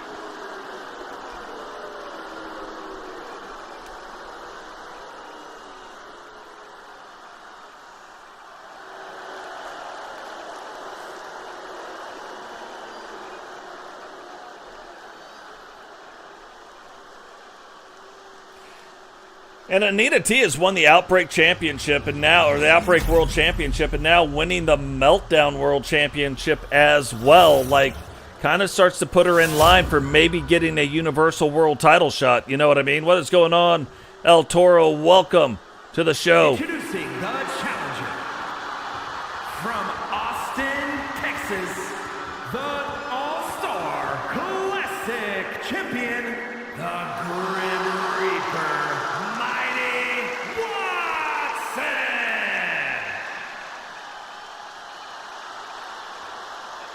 And her opponent from Osaka, Japan, the Women's World Champion and the Pro Wrestling Women's Non-Stop Champion, the Destroyer, Antista T.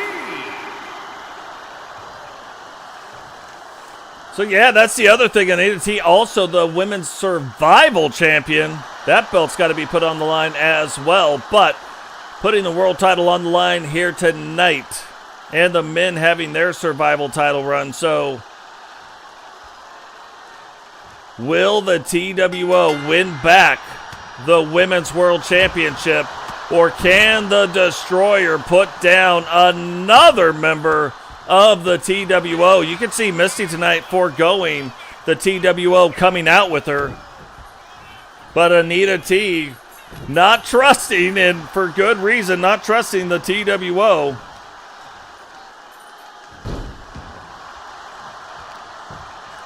So making sure she's got a little backup down here for herself.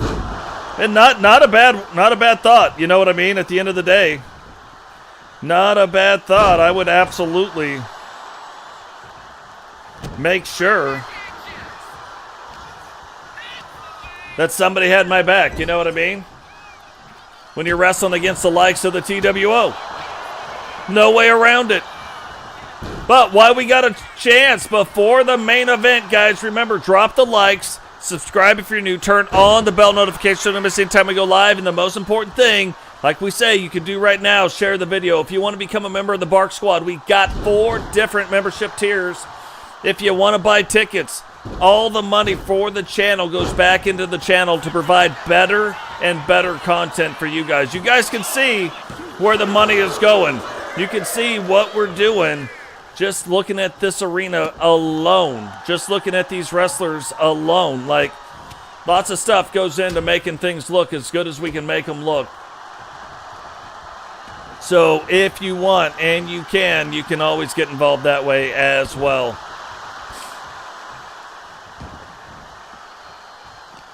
Now, Anita trying to get to the outside of the ring, but Misty's sitting there waiting for an owie kabowie. Like, I'm not sure that I would have wanted that. Misty, though, understanding Anita does hold the champion's advantage. Getting back in before the referee can even count to 3. Making sure that the majority of this match takes place on the inside of the ring. Oh, it started to look at first like maybe Anita was starting to get a little pissed off, and now Misty sees Sid B over in that corner doing some stuff. Anita able to turn it around. What in the shenanigans was that? And here we go, Red's Redemption. We might have a new champion, even though it's early. 1, 2. And the Destroyer still able to kick it out in 2.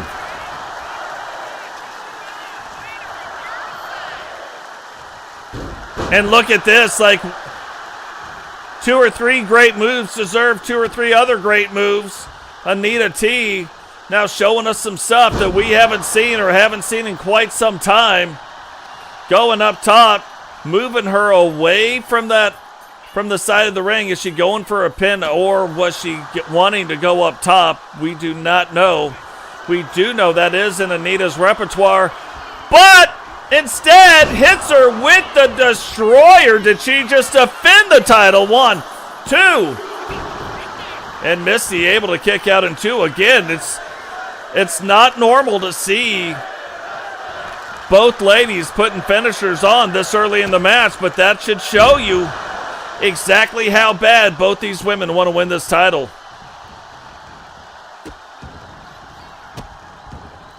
Sid B right there on the side of the ring trying to cheer her tag partner on. Keeping an eye out for the TWO. TWO typically up to no good. One.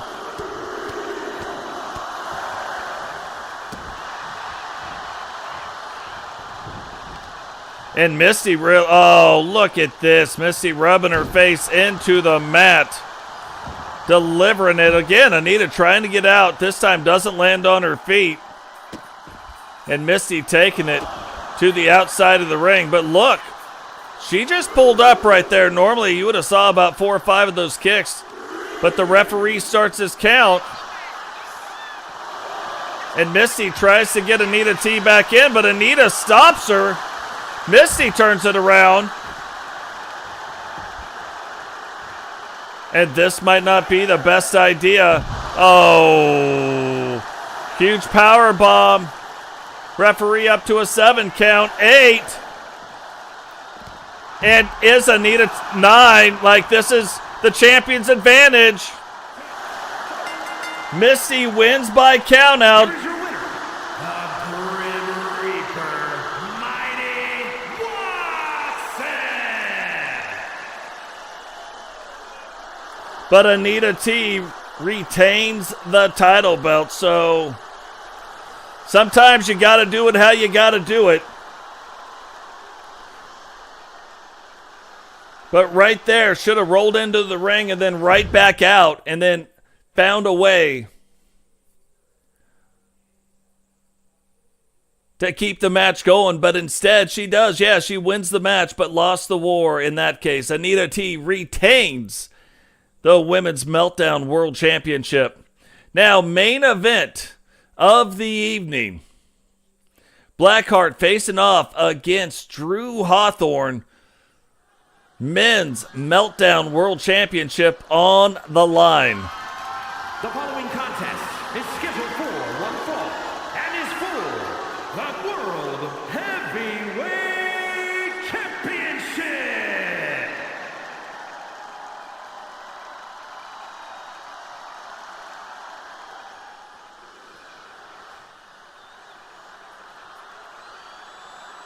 It could have been like a pretty big night really for the TCW also for this particular group of people, because you've got Drew Hawthorne siding with Totes McGoats. You got GC Rock siding with Totes McGoats. Kind of, you know, they're watching each other's backs. I don't know necessarily that they're a faction, but they are watching each other's backs.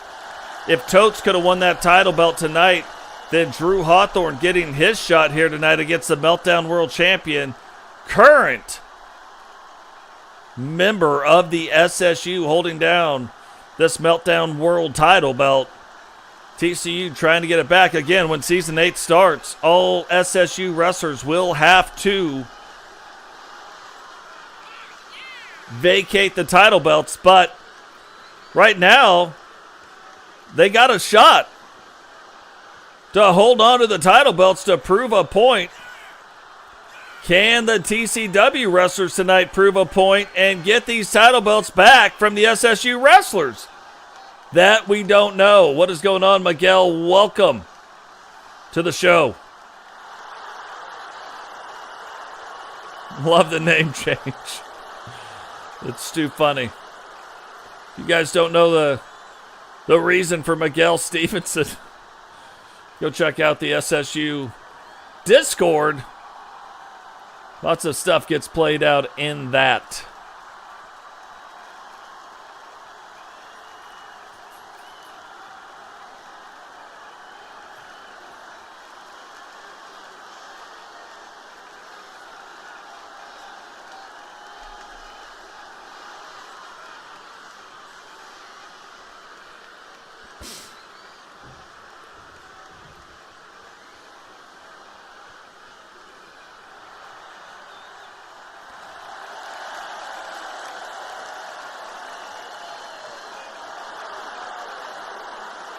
So Drew Hawthorne, also a multi-time TCW world champion, getting a shot here tonight. And Drew Hawthorne has that distinction of being the only one to ever hold the Meltdown and the Outbreak World Championship at the same time. It was just a strange time where in the crossover of things, ended up holding on both of those belts and defended them for quite some time as well.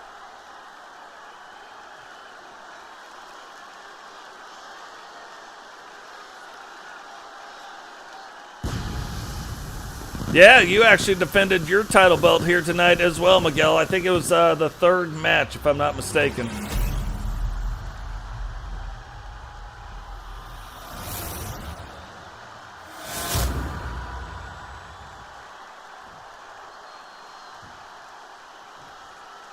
Introducing the challenger from Boston, Massachusetts, weighing in at 273 pounds, gentlemen, Drew Harrington.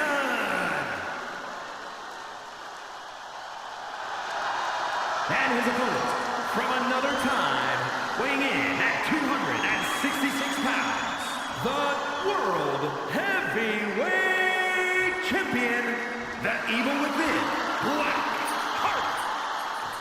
So will the TCW wrestlers get the titles back from SSU wrestlers? That is what this match is about. Again, Heartbreak will happen in Season 8. But for right now, there's still a few episodes left in Season 7. And right off the bat, look at that. Huge kick right up underneath the jaw of Drew Hawthorne.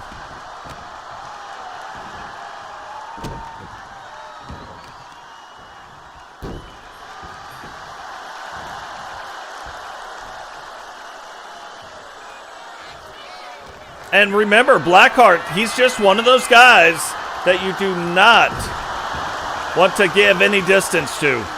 You start giving distance to Drew Hawthorne, he'll end your night. He'll put the nail in the coffin and it'll be all over but the crying.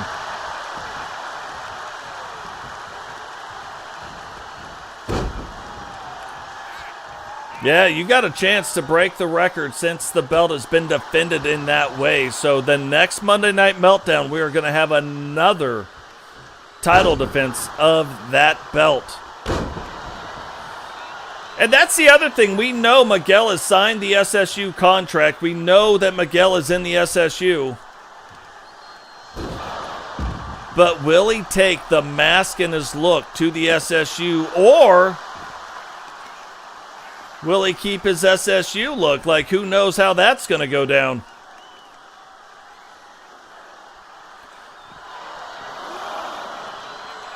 But right now, Blackheart losing his contract in a contract match to the SSU, holding the Meltdown World Championship. Drew trying to get it back from him tonight. Rolls up the leg. Not even a 1 count. Oh, look at that. Blackheart started to let it fly, and Drew says no thank you. And this is where we have seen Blackheart absolutely dominating this match up to this point. But Drew Hawthorne can turn this match around in just a couple moves. You look at the power Drew Hawthorne has. You look at the power of the moves that he has, and it does not take long for Drew to get things turned going back in his favor. And that's why he was able to defend those 2 title belts, those 2 world title belts, for so long.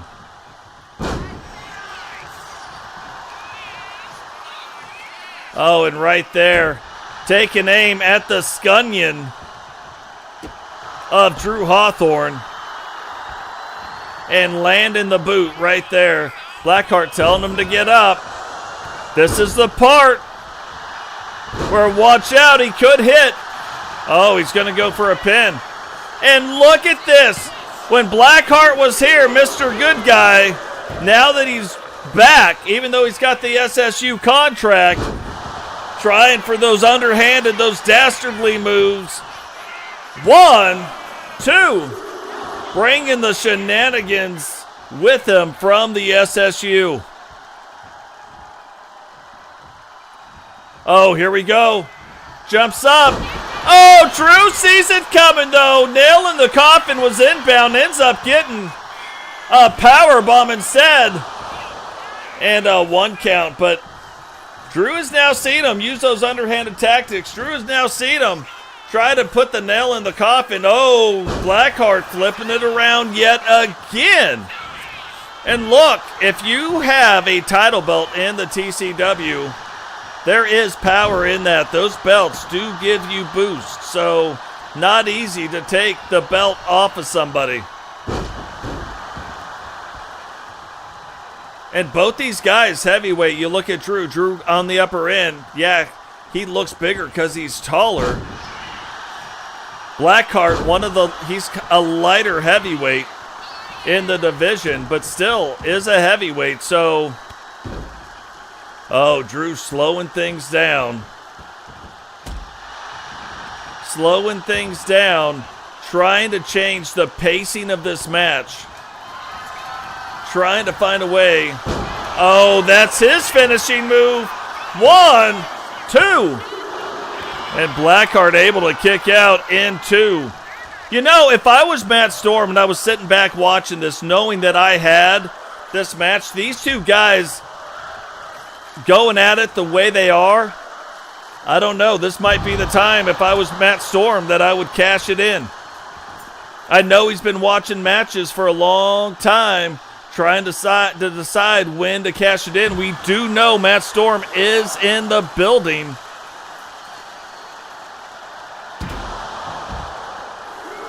But look, the champion right now, even if he wins, he's being thrown into the steel steps. He's being beat down on the outside of the ring. Drew Hawthorne has been getting beat down on the inside of the ring. Blackheart has taken Drew Hawthorne's move, had it used against him.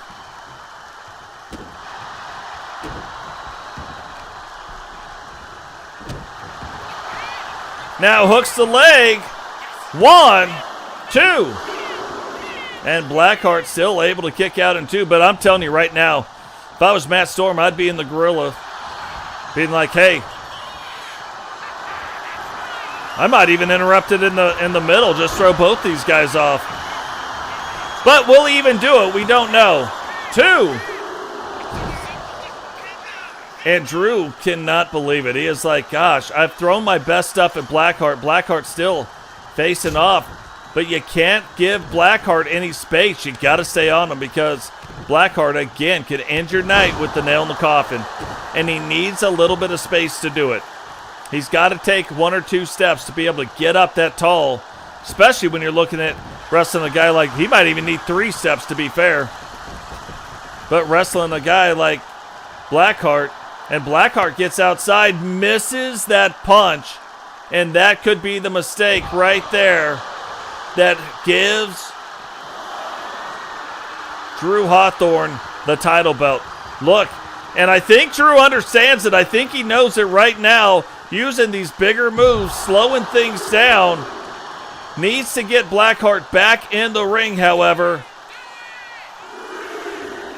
Does not want to see what happened with the ladies' championship match where a countout is involved, because you don't win the title that way.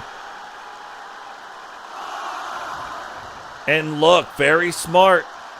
Drew resetting the count right now. Referee count only at 1. Got in, got back out. That's what Misty should have did. Oh, thought he was going to take him into the ring.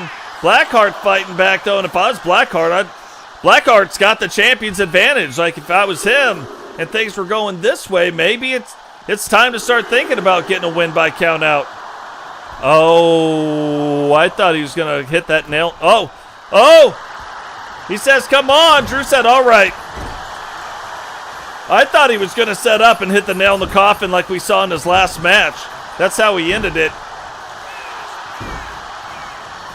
And after all those moves, does Blackheart have anything left? Yeah, he's the champion. Of course he's got stuff left in the tank.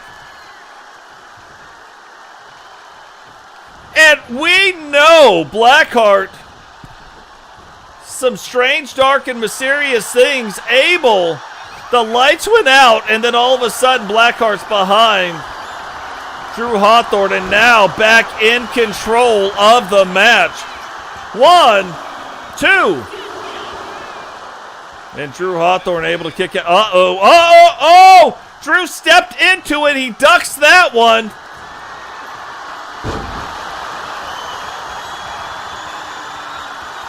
I'm telling you right now, Drew's done some things to stay in this match to not allow Blackheart to hit him with that nail in the coffin. And you can tell Drew absolutely has done his homework. Blackheart's telling him to get up now, and I don't know that he can stop it, and does not. Look at the devastation of that move. 1, 2. And somehow Drew Hawthorne kicks out on 2. I'm just telling you, if it was Frankie Two Fingers in the back with a briefcase, I'm cashing it in.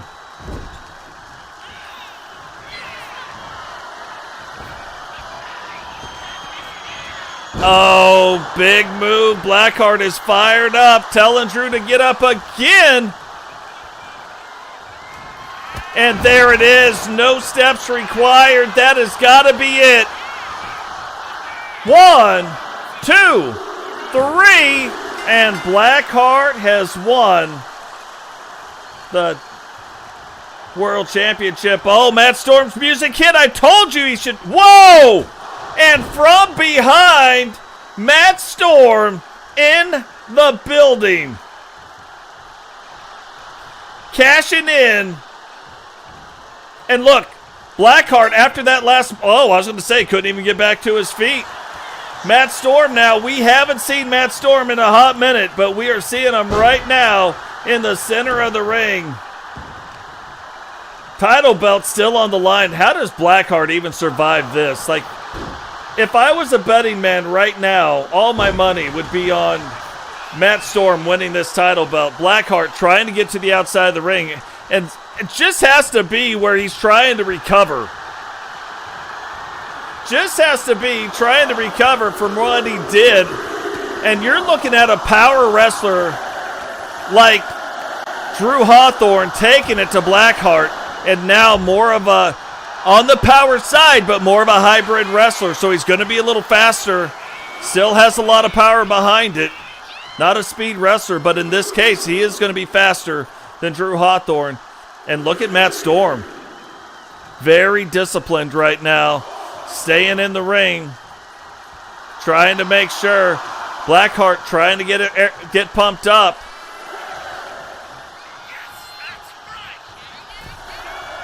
And look, Blackheart, champion. Oh!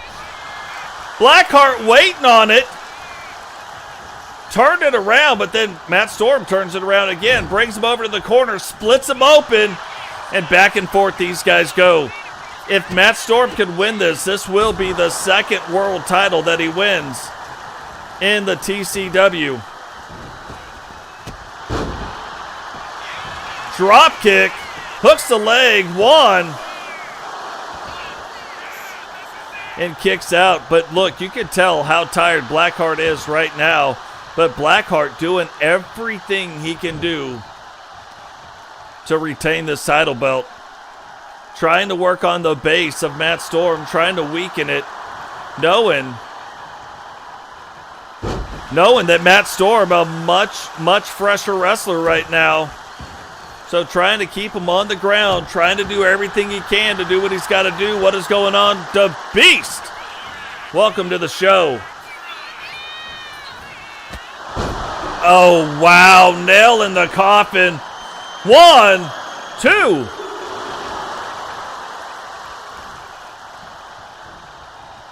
And already a 2 count. Like you want to